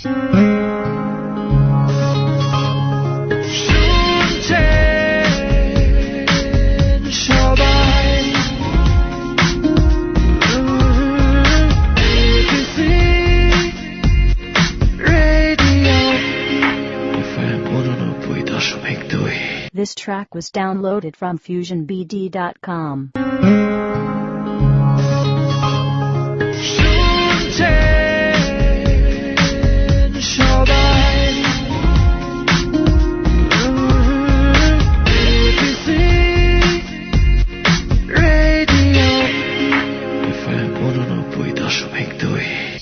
ভাবলাম যদি আবার ওই দিকে ধরে, বন্ধের মাঝখানে ধরে, ওই সময় তো আমরা বন্ধ বলতাম, হ্যাঁ, বিল বলতাম না, জমি তো বন্ধ বলতাম। এই জমির মাঝখানে অনেক অনেক এরিয়া আর কি, জমিটা পাড়ায় গেলে অনেক এরিয়া। পরে চিন্তা করলাম এখন যদি আবার মাঝখানে যায় ধরে, পরে কতক্ষণ তুম মারে বসে রইলাম। যে দেখি কেউ আসলে তাদের সাথে যাবো। পরে চিন্তা করলাম আমি খেত দেওয়া যাবো না, খেত দিয়ে আরো বেশি ভয় লাগে। হ্যাঁ, আমি এই রুট দিয়ে যাবো। যাচ্ছি, রুট দিয়ে যাইতেছি, হঠাৎ করে দেখি বড়ই গাছ আপনার একবার তুফানের মতো পাতা পোতা সব হয়ে যাচ্ছে, যে জ্বর হইতেছে। আচ্ছা, শুধু বড়ই গাছ, বড়ই গাছটা আমি ভয়ে মানে ওই বড়ই গাছের মাঝামাঝি কাছাকাছি আর কি। আমি ওই সময় খালি এইভাবে চাইছি, চোখটা এরাই চাইছি। পরে সাইডে দেখি অন্য কোনো গাছই নেই। আমি দৌড় দিলাম 50-60 ফিট জায়গা দৌড়ে গেছি। তারপরে ওইখানে একটা কড়ই গাছ আছে, ওই কড়ই গাছটার এখানে যাওয়ার আগেই হঠাৎ দেখি একটা বিড়াল। আচ্ছা, তো বিড়াল আমার রুটি ডানা নিতে চাইতেছে, হ্যাঁ, লাফ মারে উঠতেছে। তারপরে আমি ওটা ফালায় রেখে দৌড়, রুটি ফালায় রেখে দৌড়। ডর মানে ভয়। আপনাকে আরো একবার মনে করিয়ে দিচ্ছি, ডর একটি হন্টেড প্রজেক্ট। সুমন এবং রেহান দৌড়ে বেড়াচ্ছে বাংলাদেশের বিভিন্ন ভৌতিক জায়গায়। সাথে থাকছে এবিসির শ্রোতারা, অর্থাৎ আপনারা। আপনিও যদি যেতে চান এবং আপনার জীবনের কোনো ভৌতিক ঘটনা কোনো একটি বিশেষ জায়গায় বসে শেয়ার করতে চান, তাহলে ফোন করুন আমাদের 09613892892 এই নম্বরে। নাম্বারটি আমি আরো একবার বলছি, 09613892892 এই নম্বরে। এরপর 3 চাপুন এবং নির্দেশনা অনুসরণ করে আপনার ভৌতিক কথাগুলোর সারাংশ রেকর্ড করুন। 4 মিনিটের জন্য আমরা জামানের মতো দৌড় দিচ্ছি, তবে ভয় পেয়ে পালাচ্ছি না। ঠিক 4 মিনিট পর আমরাও ফিরব, কারণ সুমন ও রেহান ভয় পেতে ভালোবাসে। সাথে আরজি কিবরিয়া এবং ডর অনুষ্ঠানের শব্দ প্রযোজক লোবানো।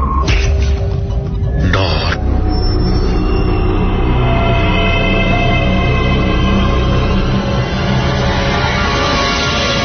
ডর মানে ভয়।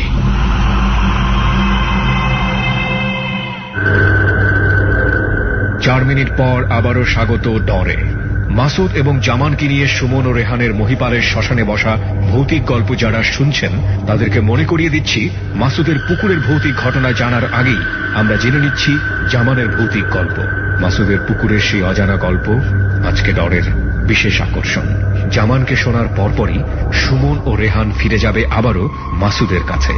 আর মাসুদ এবং জামানের মতো আপনি যদি আগামী পর্বে সুমন এবং রেহানের সাথে কুয়াকাটার কোন একটি নির্জন জায়গায় কোন একটি হন্টেড প্লেসে বসে আপনার জীবনের ভৌতিক গল্পগুলো বলতে চান লাখো মানুষের কাছে, তাহলে এই সুযোগটি আপনি লুফে নিতে পারেন। ফোন করুন আমাদেরকে, বলুন আপনার জীবনে কি ঘটেছিল খুব ছোট করে, এবং বলুন আপনার সঙ্গে যোগাযোগ করতে। সুমন ও রেহান আপনার কাছে পৌঁছে যাবে। আমাদের ফোন নাম্বারটি হচ্ছে 09613892892। আমি আবারও বলছি 09613892892। ফোন করবার পর 3 চাপবেন। এরপর নির্দেশনা অনুযায়ী আপনার কথাগুলো রেকর্ড করবেন। আমরা অবশ্যই যোগাযোগ করব আপনার সাথে। চলুন আবারও ফিরে যাই জামানের ডরের গল্পে। রুটি ফেলে দৌড়ে কুই গেলেন? দৌড় দিছি, দৌড় দেওয়ার পরে মসজিদ আছে একটা, মসজিদের দিকে চাইয়া ওইখানে একটু বসলাম। বৈশা আবার কুলাফান পাইলাম কয়েকটা আমার বেসের, ওটির সাথে আবার এইগুলি করলাম যে আমি না ভয় পাইছি, ঠিক আছে। তো যদি এইগুলো আলাপ করো, তাহলে কথা বলো, তাহলে আরো বেশি ভয় লাগবে, ঠিক আছে। আর যদি বলো তাহলে তো তুমি আর বাজারে যাইতে হইতো না। হ্যাঁ, বাজারে যাইতে, বাজারে যাইতে দিবে না, বাজারে যাইতে সেই ভয়, মানে না বলতে, সেই ভয়। আর ওই সময় আর বলি না, গেছি যাওয়ার পরে জ্বর, হ্যাঁ ওই সময় একটু জ্বর, এমন কাঁপনি জ্বর। আমার নানু তো পুরা ভয়। ওই সময় আমার নানাদের মানে টিন সেট বাড়ি, আর আমাকে রান্না করে রাখা হয়েছে, মানে আমি ওই টিনের ঘরে আমি যাইতে প্রস্তুত না। কেন? শব্দ শব্দ শব্দ এমন মনে হচ্ছে। আচ্ছা, ঠিক আছে। তো আমার ওইখানে রাখছে, আর আমার নানু বলছে এখানে কেন? বলছে না, এখানে আমার ভালো লাগে। হ্যাঁ, ওইখানে আবার একটা আমার চোখে বানানো আছে রান্না করে। আম্মুরে খবর দিল, আম্মু গেছে 1 দিন 2 দিন 3 দিন 4 দিন 5 দিন পরে আব্বা পরে ওই ওষুধটা নিয়ে গেছে। আগে যে ওষুধটা খাওয়া হয়তো এই ওষুধটা নিয়ে গেছে। নিয়ে যাওয়ার পরে এই ওষুধটা খাওয়া হয়েছে, মোটামুটি ভালো। আমার আম্মু আর এখানে রাখলো না, নিয়ে গেল বাড়িতে। মানে আপনার নানার বাড়ি থেকে নিজেদের বাড়িতে নিয়ে এসেছে। মোটামুটি ওইখানে ভালো, ওইখানে আর কোনো ভয়ও লাগে না। আর আমাদের যে বাড়িটা, এটা তো একবারে মানে মানে রাত্রে মনে হয় যে একবারে সাদা ফকফকা, কিন্তু বাড়ি পেছন সাইড, এই সাইড খেলে একটু অন্ধকার। আচ্ছা, মোটামুটি বেশ কয়েকদিন কাটাইছে। ওই সময় আমি ক্লাস 4-এ পড়ি মনে হয়।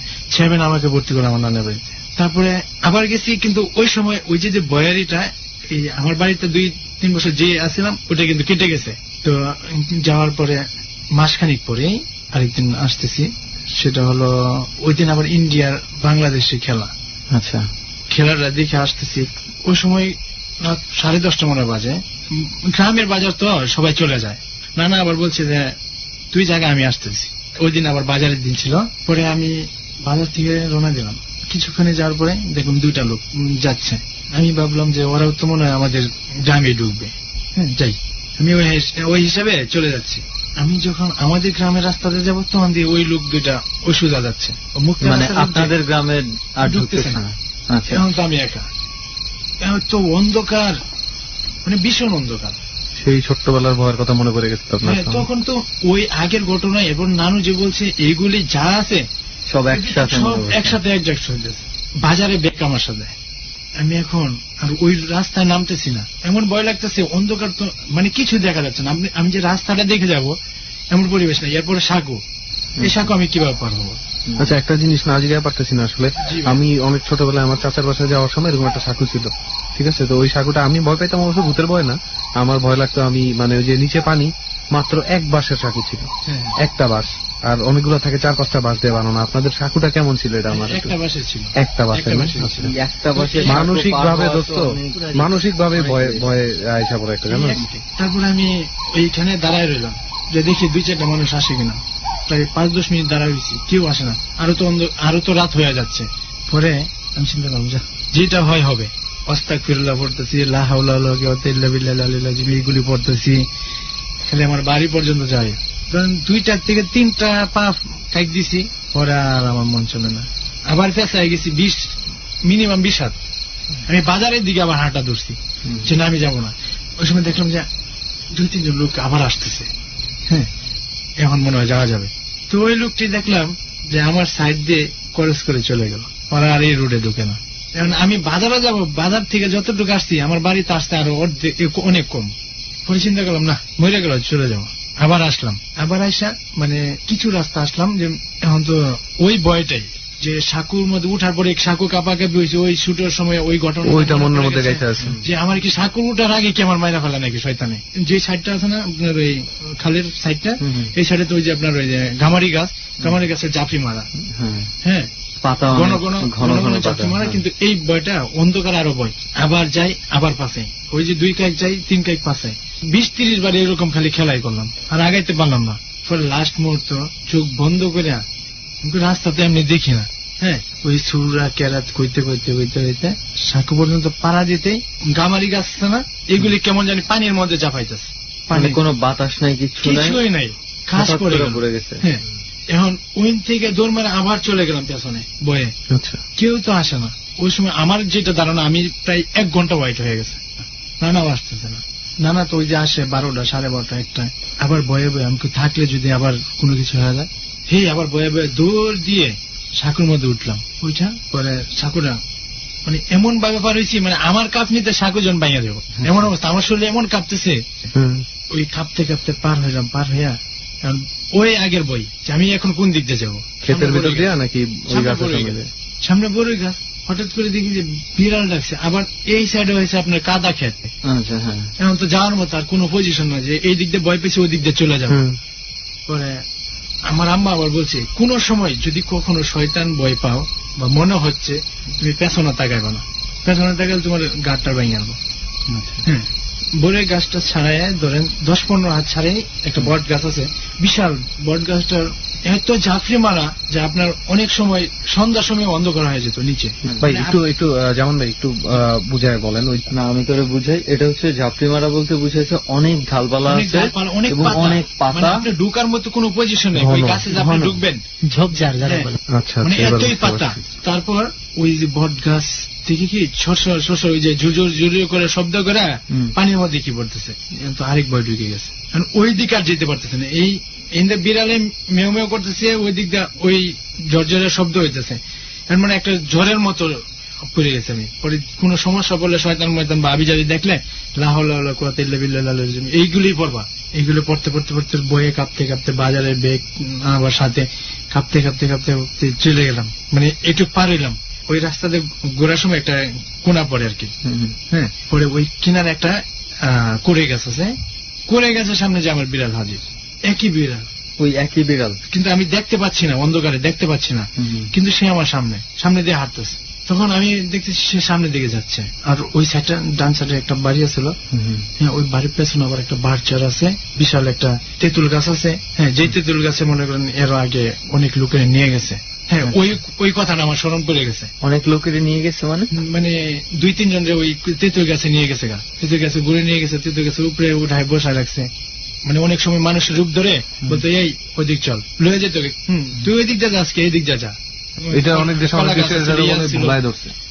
কলা গাছ ছিল, কলা গাছের ওই চিপা দিয়ে নিয়ে যেত, মানে ভালো রাস্তা রেখা বাজে রাস্তায় নিয়ে যেত। আচ্ছা, পরে আমি কি করলাম, আমার সামনে দিয়ে বিড়াল যাচ্ছে হেঁটে, মানে এতই ভয় লাগছে যে আমি জোরে জোরে বলতেছিলাম, হঠাৎ করে বিড়ালটা নাই।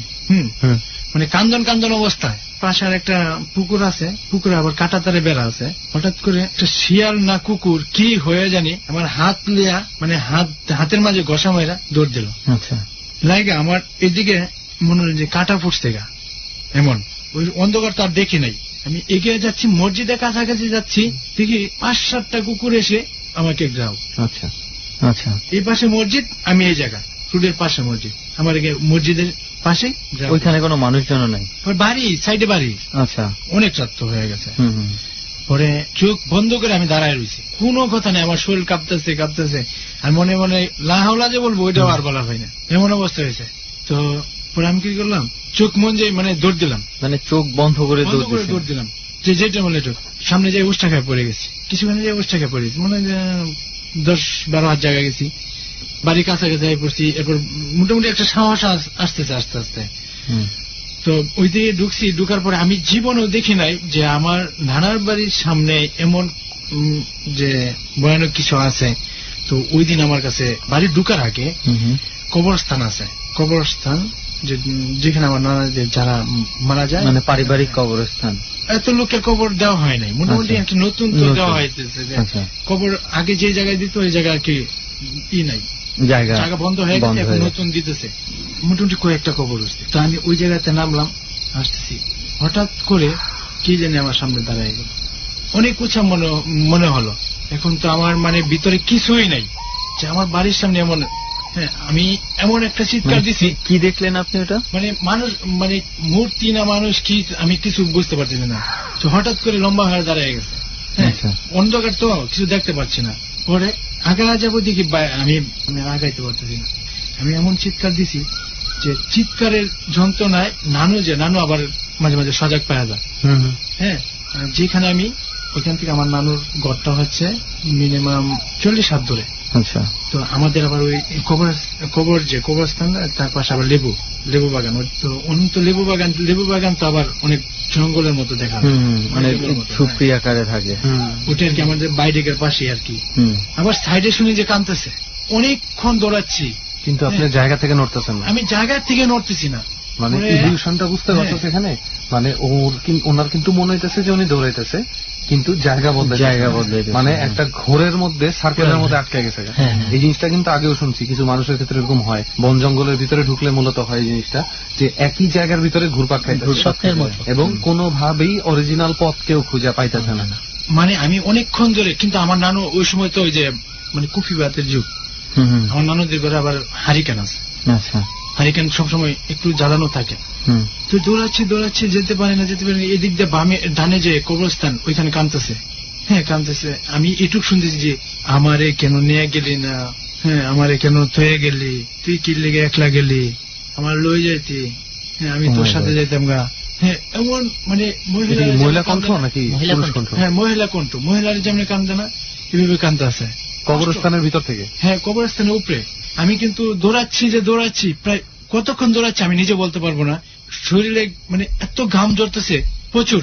ওই কান্না শুনি যে পরে এমন সময় বলে আমার লয়া যাক। তো আমার কাছে মনে হচ্ছে সামনে, আবার মনে হচ্ছে আমি যে রাত, এটা মনে হচ্ছে যে আমি আলোর মধ্যে দৌড় পড়তেছি।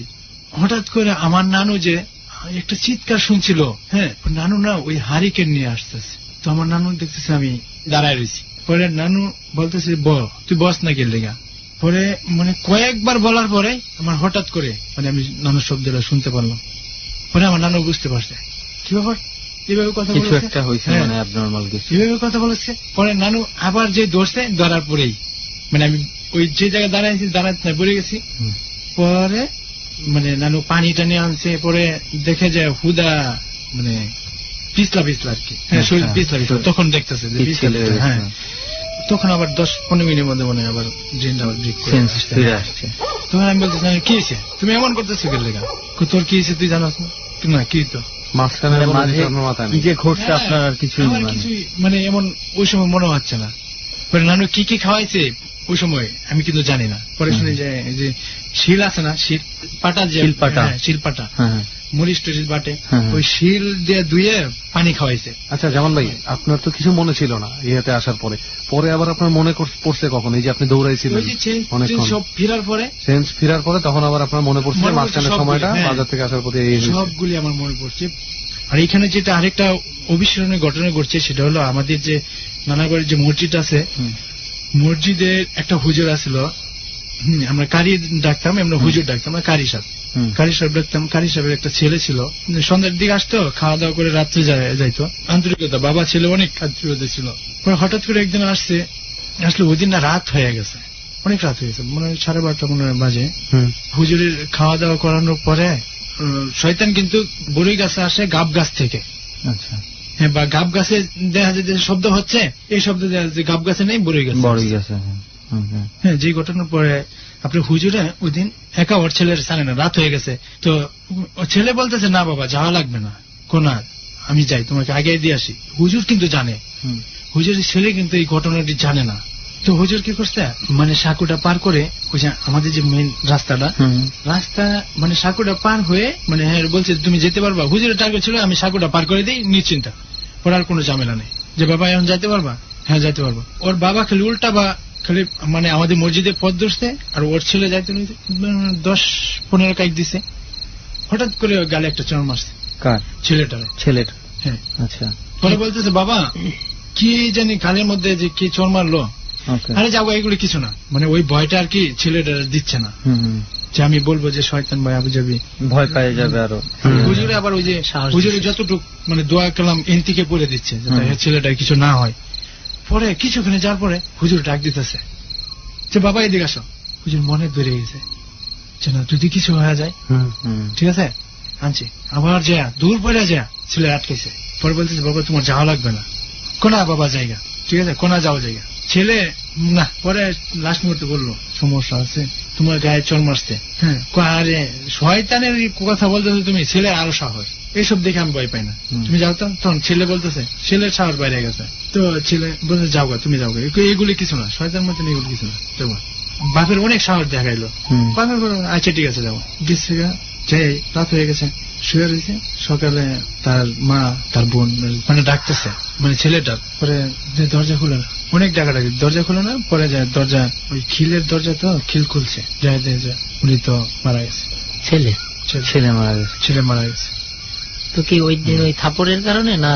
হ্যাঁ, পরে এই যে এটা বেশি গেছে ওই ডাস্টটা জায়গায় ভাইসা উঠছে নাকি? বেশি গেছে, ওর জায়গার মধ্যে বেশি গেছে। পরে হুজুর তো আমি কেন নিয়ে গেলাম না, আমার মসজিদে যদি আমি নিয়ে যেতাম তাহলে এই ঘটনা হয় না। পরে হুজুর আর আমাদের এলাকায় আর আসে নাই, মানে উনি চলে গেছে।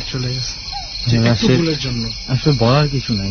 এইটুকি ছিল যে আমার জানা মতে এইটুক বয়েরই দেখেছি এই অভিজ্ঞতাটা। তবে জামান ভাই, আপনার যে ওই যে কবরস্থানের সামনের অভিজ্ঞতা ভাই, ওই যে আপনার কণ্ঠটা যে শুনছেন, এই মানে এই জিনিসটা কিন্তু আমার যখনই বলছে যে একটা ওই চিৎকার শুনতেছে তখনই আমার শরীরে পছন্দ। কথাটা দেখছস তুই, আমারে নিয়ে যা। হ্যাঁ, এবং আমার কাছে একটা জিনিস কিন্তু মনে হয়েছে যে উনি যে যতক্ষণ কিছু মনে ছিল না, হঠাৎ করে হ্যাঁ একটা পর্যায়ে কিছু বুঝতেছিল না, দেখতেছিল না, হয়তোবা তার সাথে ছিল কিছু একটা, হ্যাঁ তার শরীরটাকে ব্যবহার করে হয়তো কিছু দূর সে আগে হইতে পারে। হ্যাঁ, ওই যে ওনারা বলছে যে আমার নিয়ে যা, তখন যে দৌড় শুরু করছে, এই দৌড়টা জামান ভাই দৌড়ায় নাই, হ্যাঁ, তাকে হয়তো। তার দেহটা ব্যবহার করে তাকে সেন্সলেস করে নিশ্চয়ই কেউ একজন হ্যাঁ, ওটাই দৌড়াইছে। আমি আচ্ছা একটু রেহান, মনে আছে মাসুদ ভাই কিন্তু একটা পুকুরে একটা বলছিলেন যে কাহিনী, আপনার এটা কিন্তু শেষ হয়নি। অনেক হ্যাঁ, কিছু আছে। আসলে জামান ভাইয়ের ঘটনাগুলো শোনার পরে এমনিতেই চারপাশে খুব থমথমে খুব থমথমে। আর আমি বলে রাখি, আমরা ঠান্ডা কিন্তু এখানে বাতাস। আর বেশিক্ষণ থাকতে পারবো না, একটা প্রহরের ব্যাপার আছে, ঠিক আছে? ঠিক 4:30 পৌনে 5টার দিকে, মানে সূর্য যখন মাত্র উঠতে শুরু করে, মানে ফজরের আজানের ঠিক আগে আগে, ওই সময়টাতে এমন জায়গায় না থাকাই ভালো। ভালো। তো আমরা এর মধ্যেই আমরা এটা শেষ করে ফেলে। হ্যাঁ, আমার জীবনের বাস্তব একটা ঘটনা, আরো একটা ঘটনা আমি বলতেছি।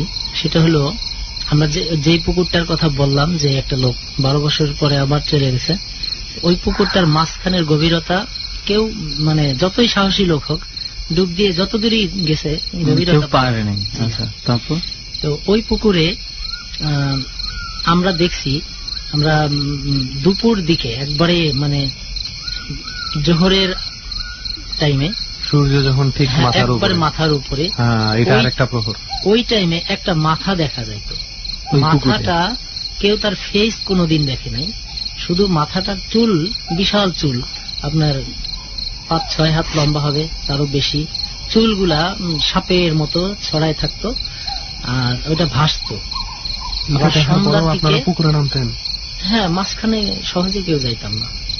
আচ্ছা, তারপর কি হলো? তো যেহেতু ওটা পুকুর, আপনার ঘাট ছিল এখনো 3টা ঘাটই আছে, 3টা ঘাট। তো এই 3 ঘাটের কারণে আরো একটু রিস্কি থাকতো, যেহেতু বেজোর ঘাট। বেজোর। হ্যাঁ, আমরা সবসময় চেষ্টা করতাম আর একটা ঘাট বানানোর জন্য। 4 নম্বর ঘাট দিয়ে, বেশিরভাগ আমরা অন্য সাইড দিয়ে নামতাম, মানে ঘাট গুলা কম ব্যবহার করতাম। তো এক পর্যায়ে নামতে নামতে, গোসল করতে করতে সাহস মোটামুটি চলে আসছে যে শ্মশান গেটতে চলে আসলাম, তাই কিছু হলো না। আর দিনে আসলে, দুপুরে পুকুরে কি হবে? ওই যে শ্মশানে যে আমার যে ঘাড় ধরছিল, সেই ঘাড়ের ব্যথা আমার প্রায় 3-4 মাস ছিল। 3-4 মাস আমি বুক ডাউন করছি। হাত ক্রিকেট বা ফুটবল খেলতে গেলে বা হাডুডু খেলতে গেলে আমরা যে এক্সারসাইজ গুলা করি, ওগুলা করতাম দিনে রাত্রে, সকালে নামাজ পড়তাম, কিন্তু এই ঘাড়ের যে ব্যথা আমার প্রায় 4 মাসের মতো ছিল। এগুলা মালিশ করেও কমাইতে পারিনি। তো যাই হোক, পুকুরে আমরা যখন গোসল করতে যাইতাম, দ্বিতীয় যে ঘাটটা, এই দ্বিতীয় ঘাটটা দিয়ে, ওই ঘাট দিয়ে নামতাম। ডর মানে ভয়। শান্ত একটা বাতাস, চারপাশে শুনশান নীরবতা, একলা আপনি, অন্ধকার ঘর, কিচ্ছু নেই, কেউ নেই, শুধু আপনি আর আমাদের ডর। তবেই আপনি চিনবেন ডরকে। যারা ভয় পেতে ভালোবাসেন, রেহান এবং সুমনের মতো, তাদের জন্যই এই অনুষ্ঠান ডর। তবে মনে রাখবেন, ডরের রেসিপি হচ্ছে একটা শান্ত শুনশান জায়গা, একলা আপনি, রেডিওর ক্লিয়ার সাউন্ড এবং অন্ধকার ঘর। এরপর মনোযোগ দিয়ে শুনুন আরজে কিবরিয়া, লোবান, সুমন এবং রেহানের অনুষ্ঠান ডর। আর আমাদের সাথে আপনার জীবনে ঘটে যাওয়া দুর্ধর্ষ ভৌতিক ঘটনা নিয়ে যোগ দিতে আপনি আমাদেরকে ফোন করতে পারেন 09613892892 এই নাম্বারে। আমি আবারও বলছি 09613892892 এই নাম্বারে। পুরো সপ্তাহ জুড়ে খোলা রয়েছে নাম্বারটি। যে কোনো সময় ফোন করে 3 চাপুন। এরপর ডরে কথা রেকর্ড করবার জন্য নির্দেশনা অনুসরণ করুন। আপনার যে সময়টি বরাদ্দ করা হয়েছে, সেই সময়ের মধ্যে আপনার জীবনে ঘটে যাওয়া ভৌতিক ঘটনার সারাংশ আমাদেরকে বলুন, আমরা আপনার সঙ্গে যোগাযোগ করব। আপনার ফোন নাম্বারটি দিতে ভুলেও ভুল করবেন না। এবং আরো একবার মনে করিয়ে দিচ্ছি, আগামী সপ্তাহে সুমন এবং রেহান যাচ্ছে কুয়াকাটার সমুদ্র সৈকতের কোন একটি হন্টের জায়গায়। এ পর্যায়ে একটা বিরতি নিচ্ছি। একটু পর রাত 1টা বাজবে এবং 1টা বাজলেই আজকের ডরের আসল টেস্ট। মাসুদের অতিপ্রাকৃত সেই পুকুরে কি ঘটেছিল তা জানবো আমরা ঠিক রাত 1টায়। ডর।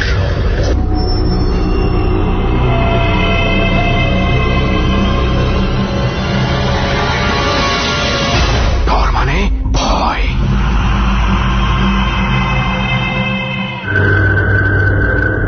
আপনি কি বিশ্বাস করবেন, প্রায় 2 দিন ধরে আমার বাম চোখের পাতাটা লাফাচ্ছে, এবং এটা নিয়ে এক ধরনের লোকজ কথাও প্রচলিত রয়েছে।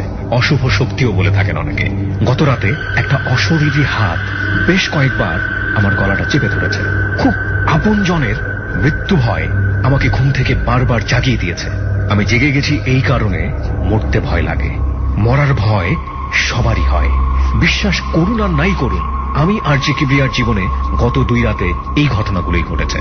বিগত 2 দিন আমার সাথে যে ঘটনাগুলো ঘটেছে, প্রতিটি মানুষের জীবনে, ব্যক্তিগত জীবনে এরকম অযৌক্তিক অনেক ঘটনাই ঘটে থাকে, যেগুলোর যুক্তিসিদ্ধ উত্তর আমরা কখনো খুঁজে পাই, কখনো খুঁজে পাই না। কিন্তু এই ঘটনাগুলোর পেছনে অনেক বড় একটা জায়গা জুড়ে থাকে ভয়। আমরা ভয় পেতে ভালোবাসি। সুমন এবং রেহান আমরা প্রত্যেকেই জেনে হোক কিংবা না জেনে হোক ভয় পেতে ভালোবাসি সুমন এবং রেহানের মতো। তারা ছুটছে বাংলাদেশের নানা ভৌতিক জায়গায়। যদি আপনিও যেতে চান তাদের সাথে, বলতে চান আপনার জীবনের ভৌতিক ঘটনাগুলো, তবে এক্ষুনি ফোন করুন 09613892892 এই নাম্বারে। আবারও বলছি 09613892892 এই নাম্বারে। এখানে ফোন করার পরে আপনি 3 চাপবেন, তারপর নির্দেশনা অনুসরণ করে আপনার জীবনে ঘটে যাওয়া ভৌতিক ঘটনার সংক্ষিপ্ত বিবরণ এখানে রেকর্ড করবেন এবং অবশ্যই আপনার ফোন নাম্বারটি দিতে ভুল করবেন না। আমরা খুব শীঘ্রই আপনার সঙ্গে যোগাযোগ করব। এমনও হতে পারে আগামী সপ্তাহে আপনি আমাদের সাথে যাচ্ছেন কুয়াকাটার সেই নির্জন জায়গায় কোনো একটি হন্টেড প্লেসে, এবং আপনার গল্প শুনবে বাংলাদেশের লাখ লাখ মানুষ। প্রিয় শ্রোতা, মহিপালের সেই গা ছমছম করা শ্মশান ঘাটে সুমন এবং রেহানকে আপনারা এই মুহূর্তে শুনতে পাচ্ছেন। কিন্তু মনে রাখবেন, এই অনুষ্ঠানটি পুরো সপ্তাহ ধরে রেকর্ড করা হয়েছে, সেটা আপনাদের জন্য এই মুহূর্তে আমরা পরিবেশন করছি। চলুন তাদের কাছেই আমরা ফিরে যাই। দোস্ত, এই ব্যাপারটা খেয়াল করছোস, এই যে ঘাড়ে ব্যথার ব্যাপারটা, হ্যাঁ, এই ব্যাপারটা কিন্তু একটা জিনিস খুব সুন্দর করে প্রমাণ করে যে এইরকম অশরীরী কোনো কিছুর ভয় বা যেটা আমরা দেখছি এগুলো পুরোপুরি মানসিক ব্যাপার। হ্যাঁ, কিন্তু হঠাৎ করে আবার দেখ, এই ব্যথাটা কিন্তু শারীরিক, এটা কিন্তু তুই ডিনাই করতে পারবি না। শোন, এটা নিয়ে আমরা একটু পরে আলোচনা করি। আপাতত মাসুদ ভাই যে ঘাটে নেমা কি হলো এটা একটু শুনি। হ্যাঁ মাসুদ ভাই, তারপর কি হলো? ঘাট দিয়ে নামার সময় অনেক সময় সবাই বলতো যে ঘাটের কাছে নাকি ওই চুলগুলা ভাসে, আর এই চুল দিয়েই মানুষ পেঁচায় নিয়ে যেত। তো এর আগে যত মানুষ হারাইছে বা কেউ যদি ছুটে আসতো অনেকে, যেমন আমার জানা মতে আমার এক বড় ভাই, উনি ওরকম গোসল করতে নামছে, তা ঘাটের প্রায় শেষের দিকে বুক পানিতে নাইমা উনি গা ডলতেছে, উনি টের পাইছে যে পুরো চুলে ওনার এক পাও জড়াই ধরছে।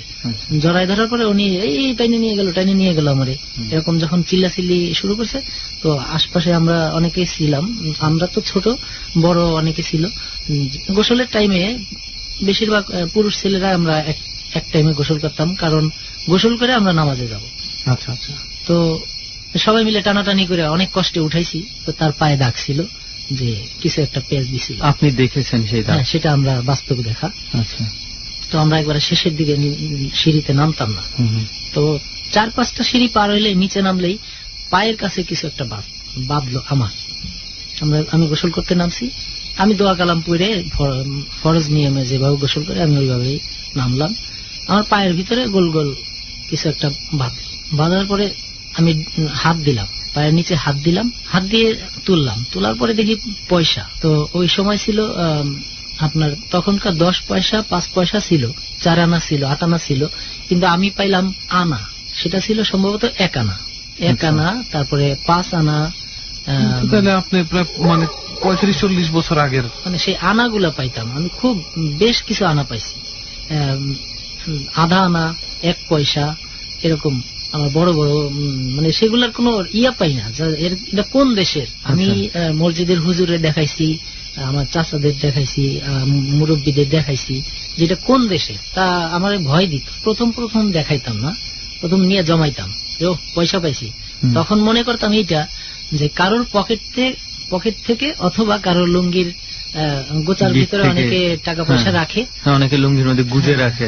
আমি ভাবতাম কি এগুলো মনে হয় কারো না কারোর পকেট থেকে অথবা লুঙ্গির গোচায় গোসল করতে আসছে, ওখান থেকে পড়েছে। তা আমি যেহেতু আমাদের পরিবারটা অতটা ছিল না, আমি একটু গরিবই বললে চলে, তা আমি ওই পয়সাগুলো পাওয়ার পরে আমি খুব খুশি হইতাম, খুশি হয়ে আমি ওগুলা জমায় রাখতাম। তো ওই 1 পয়সা, তারপরে ইয়াগুলা 1 আনা, এগুলা যখন পাইতাম এগুলো আমি নিয়ে সংগ্রহ করতাম। তো দেখা গেছে আমি ঘরে রাখছি 2টা, ঘরে 2টা রাখছি, আমি পরের দিন যাই দেখতাম 4টা 5টা হয়ে গেছে। তখন আমার ভয় লাগতো। কারণ আমি আবার আমার আম্মারে জানাইলাম যে ভয় লাগতো, ভয় লাগতো, কি ব্যাপার? খুশি হওয়ার কথা না, ধরেন আপনার আমার ভিতরে খুশি হচ্ছে যে মা দেখো 2টা রাখছিলাম 5টা হয়ে গেছে। আচ্ছা, তখন আমার মা বললো খবরদার, এগুলো কোথায় পাইছো, এটা কি হয়েছে, সত্যি কথা বলো কি হয়েছে, কোথায় পাইছো? তখন আমি বলতাম মা এরকম পুকুরের ভিতরে পাইছি, সিঁড়িতে। তা মা বলতো না, এগুলো তো এই দেশের, এই আমলেরও না, এই দেশেরও না।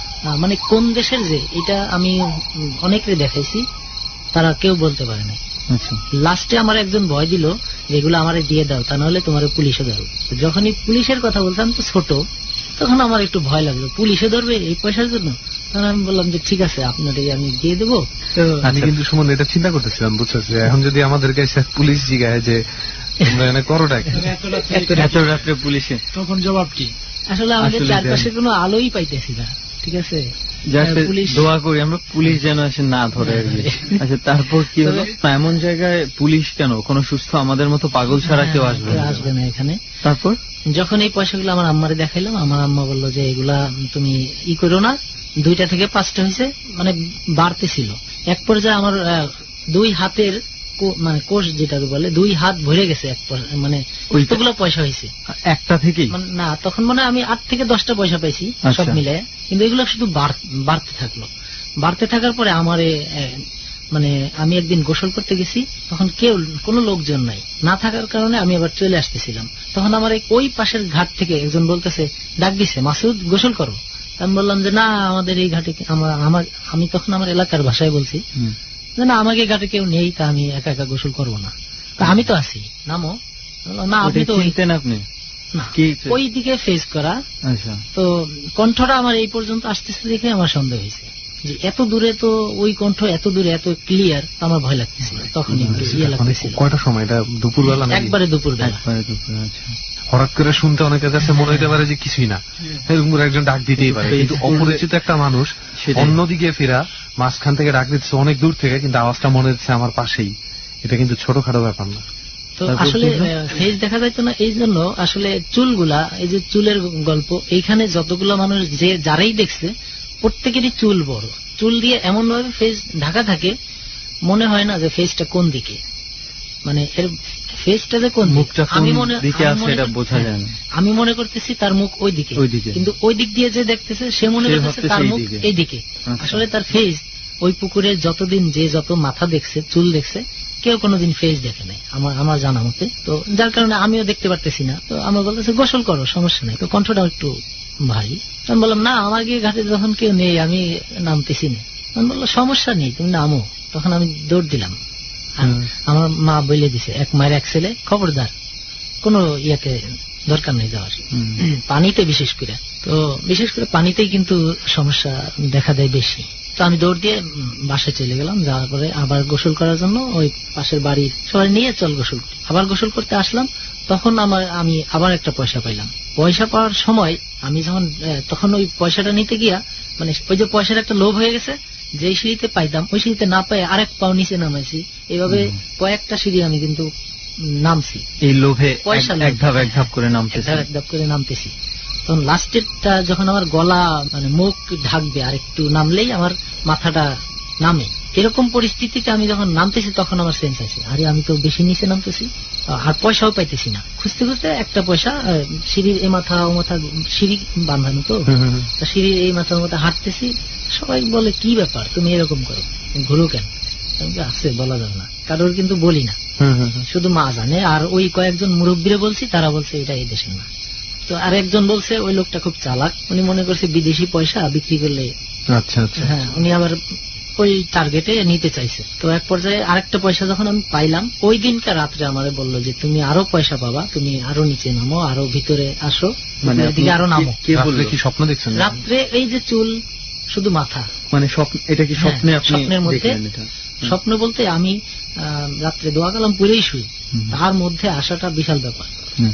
তার ভিতরেই শুধু মাথাটা এমন ভাবে আপনার, আমি যখন শোয়া, আমার স্বপ্ন কিনা, মানে স্বপ্নের ঘরেই একবারে মাথার উপরে, মানে চাল টাল ভেদ করে মাথাটা, শুধু মাথাটাই দেখা যাচ্ছে।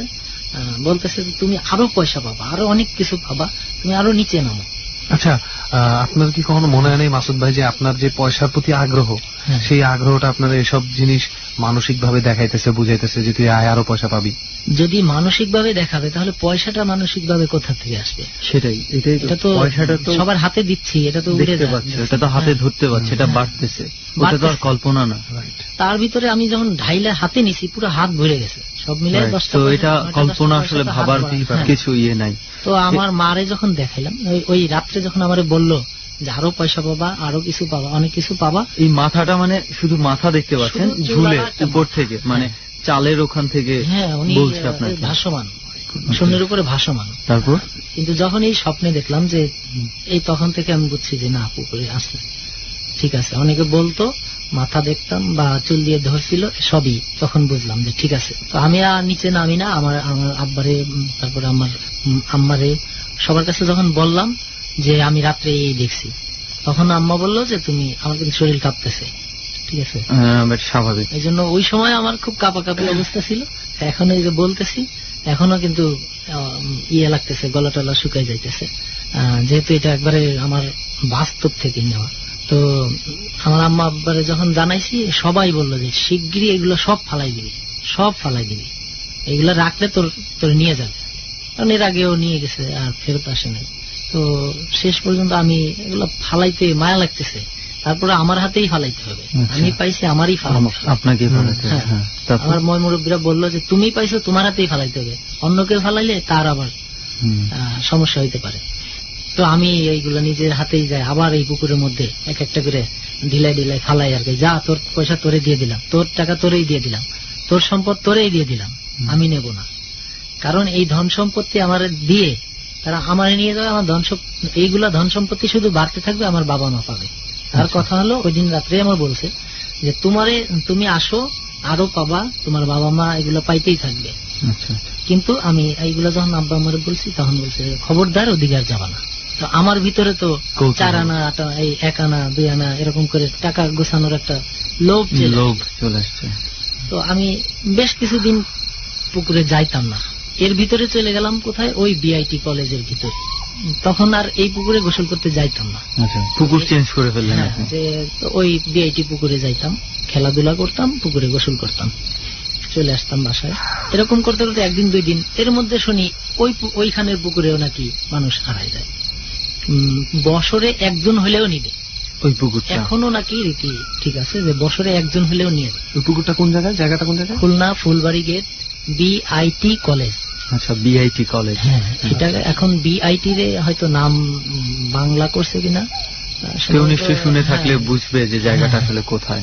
তো ওই বিআইটি কলেজে আমাদের বাড়ি থেকে ওয়ালের নিচ দিয়ে ঢুকতাম, মানে বিআইটি কলেজের বেরি অনেক, বাউন্ডারিটা অনেক বিশাল, ঘুরে যেতে হবে বলে নিচ দিয়ে চলে যেতাম। ঘুরে যাইতাম না, আমাদের গ্রামটা একটা বাউন্ডারি পরে, সামনে একটা বাউন্ডারি পরে গ্রামের ভিতর দিয়ে, ওই বাউন্ডারির নিচ দিয়ে রাস্তা করে নেওয়া, নিচ দিয়েই আমরা যাইতাম, যাওয়া আসা করতাম, যাই গোসল করে আবার চলে আসতাম, খেলাধুলা করতাম। তো আমার বন্ধু বান্ধব সবাই নাম ধরে বলতো, মাসুদ তুই কিন্তু 1 মার 1 তোলা, খবরদার ওই মাঝখানে যাইসনি। আমি ওই হাঁটু পরিমাণ বা মাজা পরিমাণ পানিতে নাইমেই গোসল করে আবার চলে আসতাম। তখন আমার একটু খুবই রিক্সে চলতে হইতো। তো 1 দিন 2 দিন ওই বল খেলতাম, হাডুডু খেলতাম, খেলতে খেলতে একদিন ওরকম ওরা কথা বলতেছে, তা আমি বলি যে তোরা কথা বল, আমি গোসলটা করে নি। এর মধ্যে ওরা কথা বলতে বলতে একটু চোখের আড়াল, মানে রাস্তার ওই পাশে ওরা, আমি পুকুরে। আমি যখন গোসল করতে নামবো তখন দেখি যে ওই পাশের একজন লোক, সেও গোসল করতে নামছে, সে শরীর ডলতেছে, গোসল পুরা শরীর ভিজায় নাই। তো উনি হাত পা ডলতেছে, ফেস দেখি নাই, ফেস দেখছি সম্ভবত, খেয়াল রাখি নাই যে এই লোকটা। তো সুন্দর লোকটা, তো ওনারে দেখে আমি দেখলাম উনি যখন গোসল করতেছে তাহলে আমি নামি। তো আমি ওই মাজা পরিমাণ নাইমা ঝপাত করে একটা ডুব দিয়ে উঠে তাকাই, দেখি যে ওই পাশের ঘাটলার কোনো পানি লড়াও নেই, ওই পাশের ওই লোকটাও নেই, ওই কাপড় চোপড় কিছুই নেই। তখন আমার একটু সন্দেহ হলো, কি ব্যাপার, লোক তো আমি 1 ডুবের ভিতরে, তো সে 2-3 সেকেন্ডের ব্যাপার। হ্যাঁ, তো আমি তখন একটু থাইমে গেলাম, থাইমে যায় তাকাইছিলাম, দেখি যে পানি টানি লড়ে নাকি, লড়ে না, পানি লড়ে না। তখন আমি খুব দ্রুত উঠে গেলাম যে নিশ্চয়ই কোনো কিছু একটা হবে। তো আমি যখন উঠে আসলাম, আইসে চতুর্দিকে তাকায় দেখলাম যে লোকটা যদি গোসল করে উঠে থাকে তাহলে তো খালি গায়ে একটা লোক যাবে এখান থেকে, অথবা একটা লোক তো থাকবে আশেপাশে। সে আমি উঠতে নাড়তে না 10 হাত সামনে যাবে, কোনো লোকজন নাই, আমাদের এই ছেলেপেলে ছাড়া বাইরের বাড়তি কোনো লোকজন পাইলাম না। তখন আমার মুহূর্তের মধ্যেই, হ্যাঁ মুহূর্তের ভিতরে ওই লোকটা, মানে ওই যে ডুব দিছে, আমি ডুব দিছি, উনিও ডুব দিছে। উনি ডুব দিয়ে এদিক চলে আসছে, মানে আমার সম্ভবত উনি আমার নেওয়ার জন্য উনি কাজটা ইয়ে করছে যে নামুক আমি নিয়ে যাবো, এরকম। ওখান থেকে বসার একজন যে কোনো ওসিলায় নিয়ে যায়। তো আমি তাড়াহুড়ো করে উঠে তো ওদেরকে ডাক দিলাম, এই ওখানে তখন আমার বন্ধু বান্ধব ছিল, ওদেরকে বললাম যে দোস্ত এই অবস্থা, একটা লোক গোসল করতে দেখলাম, কই গেল? না তো তুই ছাড়া তো আর কারোর আমরা ঘাটে দেখলাম না। তার মানে ওরাও কিন্তু ঘাটে আর কারোর দেখে নাই, শুধু আপনিই দেখছিলেন। আমি দেখছি যে একজন লোক গোসল করছে। টোপটাই আপনার জন্য ছিল। হ্যাঁ, তখন আমার ভিতরে একটা ভয় কাজ করলো, আমার পুরো শরীরটা একটা কাঁপুনি দিয়ে উঠলো যে বাবারে বাবা আমি কোত্থেকে আসলাম, ঠিক আছে, যদি পানির ভিতর নিয়ে যাইতে তাহলে তার ফেরত নেই, আল্লাহ আমার বাঁচাইছে।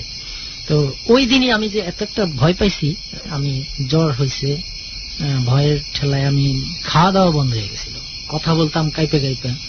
মানে শ্মশানের মতো জায়গায় আপনি ভয় পান নাই? কাজ হয় নাই। আর এইটা চিন্তা করছো? এই পুকুরটা খুবই ভয়ানক। এই পুকুরটাতে মানুষ নিবেই নিবে। এখান থেকে একটা নৌকা ভাসতো, সিমেন্ট দিয়ে তৈরি, সিমেন্ট বালি দিয়ে তৈরি, আমি যতটুকু শুনছি। এটা কখন, মানে মাঝে মাঝে ভাসতো? মাঝে মাঝে ভাসতো এই লোক নেওয়ার জন্য। আচ্ছা, যখনই এই লোকগুলা মাঝখানে যাইতো, পুকুরের মাঝামাঝি যাইতো, যদি 1 মায়ের 1 ছেলে পাইতো, অথবা কিছু কিছু বিষয় আছে, ওই বিষয়গুলো ওরা যদি পাইতো, সুন্দর বা কিছু একটা রাশির লোক আছে, এরা পাওয়ার সাথে সাথে নৌকা ডুবে যেত।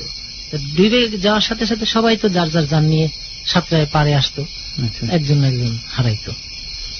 তো যাই হোক, আমি ওইখান থেকে পলায় আসার, মানে উঠে আসার পরে অসুস্থ হওয়ার পর তখন আর ওই পুকুরে গেলাম না, যে না ওই পুকুরে আর যাওয়া যাবে না বাবা, একবারে সামনাসামনি টার্গেট, সেখানে তো যাওয়া সম্ভব না। ওরা সবাই বাসায় এসে আমার বলছে, আমার আম্মারে বলছে যে ও বলে দেখছে লোকজন, আরো একজন লোক গোসল করতেছে, অথচ আমরা দেখতেছি মাসুদ একাই গোসল করতেছে।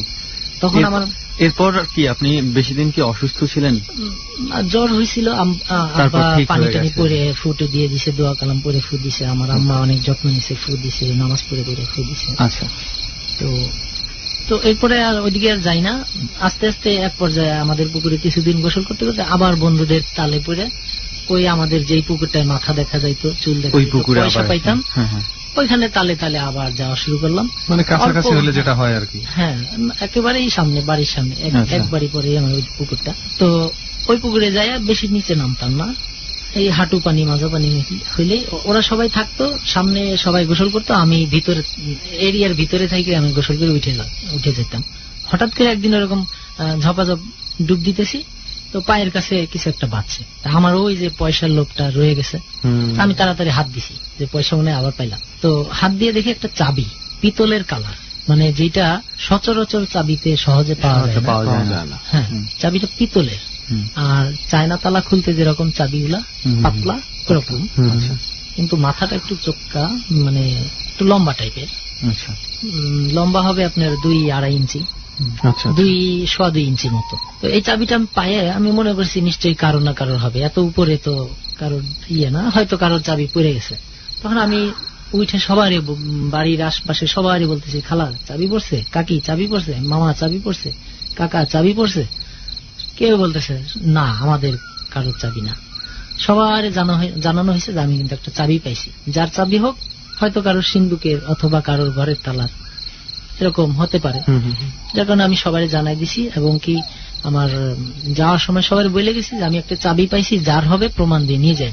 তো না, কেউ চাবিটা নেয় না। প্রায় অনেক দিন হয়ে গেছে, চাবিটা কোনো কাজে লাগে না। একদিন ডয়ার থেকে হঠাৎ করে আমি বের করলাম, আমার ডয়ারে ছিল, আমি পড়তাম টেবিলের ডয়ারে থেকে চাবিটা বের করলাম। যে চাবিটা পাইলাম পানির ভিতরে, পয়সাগুলো তো বার ছিল, চাবিটা দিয়ে তো কিছু হইল না। আচ্ছা, তো চাবিটা দেখি কোনো কাজে লাগে কিনা মাথায় হঠাৎ করে আসলো। তো একদিন মানে মসজিদের তালা যায়, তালা দেওয়া, আমি প্রায় যাইতাম, যাই আজান দিতাম। তো হুজুর নাই, একদিন একটু ঢুকছে ভিতরে, মাথার ভিতরে, প্রায় সময় যায় ঘুরতে হয়, হুজুর থাকে না, অপেক্ষা করতে হয়, দাঁড়ায় থাকা লাগে। তো আমি কই যে দেখি আমার চাবিটাই কাজ করে কিনা। আমি যাই তালাতে যখন চাবিটা ইউজ করলাম খুলে গেল। খুলে যাওয়ার পরে আমি আজান টাজান দিয়ে বসে নামাজ টামাজ করলাম। হুজুর বললো চাবি পাইছো কি? আমি বললাম চাবি আমার কাছে একটা ছিল। না তোমার তো চাবি দেওয়া হয়নি। আমি বললাম যে এরকম আমি একটা চাবি পাইছি, ওইটা দিয়ে টেস্ট করছি, খুলে গেছে। ওনারা বলছে মনে হয় এমনি সাধারণ হয়তো মিলে গেছে, কোনো একভাবে হয়ে যায় হ্যাঁ। আমাদের এরকম। তো যাই হোক, ওটা মাইন্ড করলো না। হুজুর যে রুমে থাকে ওই রুমে আমি, হুজুর আমার অনেক ভালো জানতো, আমারে ভালো কোনো খানা হইলে আমার ডাইকে খাইতে দিত। তো হুজুরের রুমে প্রায় যাইতাম। যাওয়ার পর হুজুর বললো যে তুমি প্রায় আসবা, অনেক কিছু শিখাবো, হাদিস টাদিস অনেক কিছু আছে শিখাবো, তুমি আইসো। আমি প্রায় যাই। তো ওই রকম ওই চাবিটা আমার কাছে রাখলাম। চাবিটার ওই ছিদ্রটা দিয়ে একটা ধরার বানায় নিলাম, ঝুলানি, ওটা সাথে রাখতাম। তো চাবিটা নিয়ে ওই প্রায় যাইতাম, যাই একদিন দেখি হুজুর নাই। তো আমি ওই হুজুরের তালাটা নিয়েও মনের ভিতরেই হলো, দেখি তো এটা খুলে নাকি।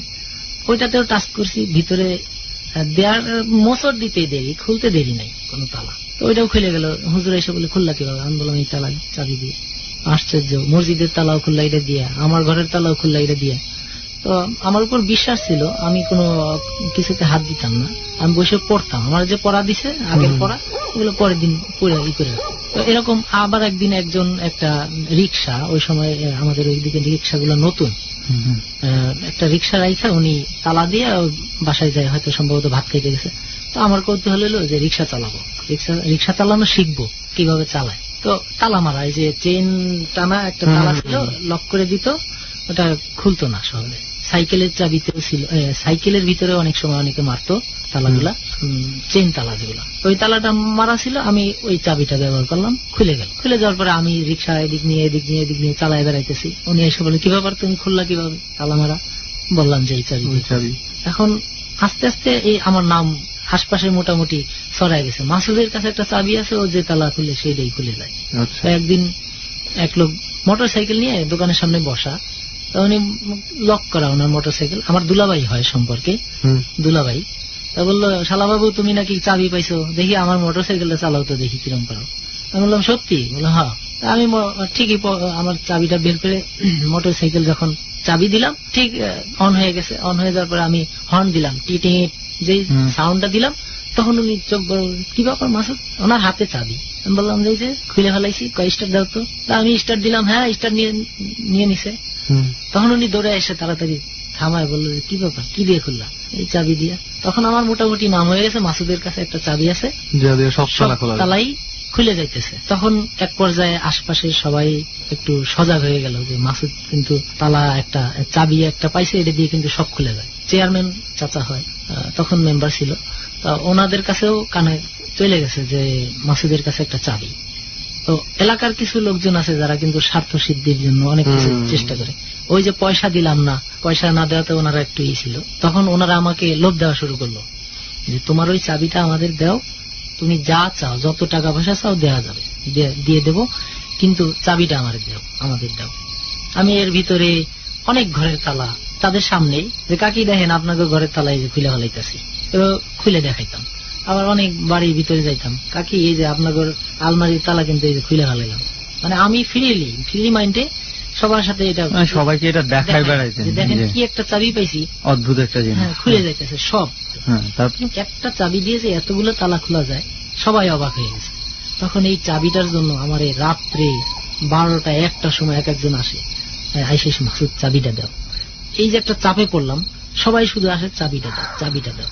কারণ আমি তো দেই না, কারোরে দেই না, আমার হুজুর বলে দিছে এই চাবি কারোর হাতে দিবা না, তোমার অমঙ্গল হবে, প্লাস যে নিবে সেও একটা না একটা দুর্ঘটনা ঘটাবে, কারো না কারোর কিছু একটা হারাবে, বা চুরি ডাকাতি যাই হোক হবে। এই চাবি কারোরে দিবা না। এমনি একটা চুরি ডাকাতি হলে তো এলাকার মধ্যে আপনার দোষ করতে পারে। তখন কিন্তু আমাদের ওই দিকটায় চুরি হয়েছে, অলরেডি চুরি হয়ে গেছে, কিন্তু এই চাবির জন্য চুরি হয় নাই, তালা ভাঙ্গে চুরি হয়েছে, যার কারণে আমি খোলা পাইলে হয়তো আপনার দোষ, খোলা পাইলে আমার দোষ হতো। তো আমাকে আমার কাকা, আমার মুরব্বী যারা, ওনারা বললো যে বাবা তুমি যে চাবিটা পাইছো, এই চাবিটা কিন্তু পুরা রিক্সে, এখন যার বাড়িতেই হবে তোমার কিন্তু ধরবে, আর এই চাবিটা তুমি যেহেতু ছড়াই দিছো সবার কাছে, এখন এটা নিয়ে তোমার আর রক্ষা নাই, তুমি এখন এটা নিয়ে কি করবা? তখন আমারে এই চাবি নিয়ে মানে খুব চাপে পড়লাম। চাপে পড়ার পর আমি বললাম যে না, এই চাবি আর রাখা যাবে না। আমার মা বললো তুমি যেখানে পাইছো ওইদিকে ওই পুকুরে আবার ফালাই দিয়ে আসো। তখন ওই চাবিটা আবার সেই রিংটা খুলে শুধু চাবিটা, আবার মানে কারোরে না দেখে, মানে একা একা একেবারে রাত্রে বেলা ওই রেল লাইনের ওই পাশ দিয়ে ঘুরে একা একা যায়, চাবিটা গায়ে জোরে ঢিলা দিয়ে একবার মাঝখানে ওই পুকুরে তোর ফেলে চাবি দিয়েছে। তোরই যাক। এইটার সময় ওই যে যখন পয়সাগুলোর ব্যাপারে যখন আপনাদের বলছিল, এই চাবির বেলা এরকম কোনো কিছু ঘটে নাই? না, কোনো চাবিটা- স্বপ্ন, না, কিছু না, স্বপ্ন কিছু টপ্ন বলে নাই, দেখেছেন? জাস্ট আমি তো একটার পর একটা ফল পাইতেছি, আমাকে লোভ দিতেছে যে এইভাবে করে যেভাবে হোক পুকুরে নামাবে আর কি। পুকুরে আমাকে নিবেই, যেহেতু একটা আর এক মায়ের এক ফল ছেলে ছিল, যেহেতু। হ্যাঁ। তো এই ছিল আমার মোটামুটি জানা। অদ্ভুত, মানে আমি মানে আমার ওই মাথার চুলের যেটা ঘটনা, এই মাথার চুল নিয়ে আমি আগে অনেক ঘটনা কিছু শুনছি মানুষের কাছে। স্বপ্নটা তবে সবার ক্ষেত্রেই শুনছি যে আমার চাচাতো ভাই রয়েছে, আমার মামাতো ভাই করছিল, আমার দূর সম্পর্কের দাদা দেখছিল, কিন্তু দোস্ত এরকম ওনার মানে সাথে নিজে যেটা হয়েছে, নিজে যেটা মাসুদ ভাই করছে। রেহান, গন্ধটা খেয়াল করছস? প্রচন্ড বাড়তেছে। হ্যাঁ হ্যাঁ জামান ভাই, গন্ধ বাড়তেছে না? দিকে একবারেই মানে আমার মনে হচ্ছে যে আমাদের এই জায়গাটা ত্যাগ করা উচিত। কি মনে করিস? আমার তো তাই মনে হয়। মাসুদ ভাই তো শুরুতে বলছিল যে এই জায়গাটার মধ্যে আমরাই চারজনই নাই। আচ্ছা, আমি একটা জিনিস বুঝতেছি না, আমার যেটা হইতেছে কি সবার হইতেছে, আমি উঠতে পারতেছি না। আমার মানে যাইতে ইচ্ছা করতেছে কিন্তু আমি উঠতে পারতেছি না। মানে মাসুদ ভাইয়ের কিন্তু অভিজ্ঞতা অনেক বেশ ভালো, আমারও কেমন জানি ভেতরে ফিল হইতেছে। আই থিঙ্ক আমাদের আমাদের মনে হয় এখন আর থাকা ঠিক হবে না। চুপ, কিছু কি খেয়াল করছস রেহান? জাস্ট পিছে তাকাইছি।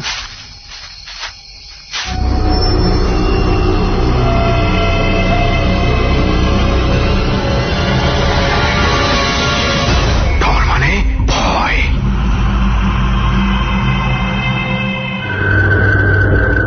এভাবেই শেষ হলো আজকের ডর। সুমন এবং রেহান ঠিকঠাক মতো ওখান থেকে ফিরেছিল কিনা সে প্রশ্নের উত্তর দিয়ে দিচ্ছি। হ্যাঁ, তারা ঠিকঠাক মতো ওখান থেকে ফিরেছিল, কিন্তু অদ্ভুত কিছু ভুতুড়ে অভিজ্ঞতা নিয়ে। সে গল্প হয়তোবা কোনো একদিন আপনি জানতে পারবেন। তবে তারা কি এই ভুতুড়ে অভিজ্ঞতা নিয়ে থেমে যাবে? প্রশ্নই ওঠে না। এই ভুতুড়ে অভিজ্ঞতার রেশ কাটতে না কাটতেই তাদেরকে ছুটতে হচ্ছে পরবর্তী সপ্তাহের হন্টেড প্লেসে, এবং সেখানে সাথী হতে পারেন আপনিও। কুয়াকাটার নির্জন সমুদ্র সৈকতের কোনো এক ভুতুড়ে জায়গায় নির্জন রাতে বসে যদি আপনি আপনার জীবনের গল্প লাখো শ্রোতাকে শোনাতে চান, চলে আসতে পারেন আমাদের এখানে। আসার জন্য আপনার ভুতুড়ে গল্পের সংক্ষিপ্ত বর্ণনা আমাদেরকে ফোন করে জানাতে হবে, এবং অবশ্যই আপনার ফোন নাম্বারটি সেখানে বলতে হবে। আমাদের ফোন নাম্বারটি হচ্ছে 09613892 আমি আবারও বলছি 09613892 এখানে ফোন করবার পর আপনি 3 চাপবেন।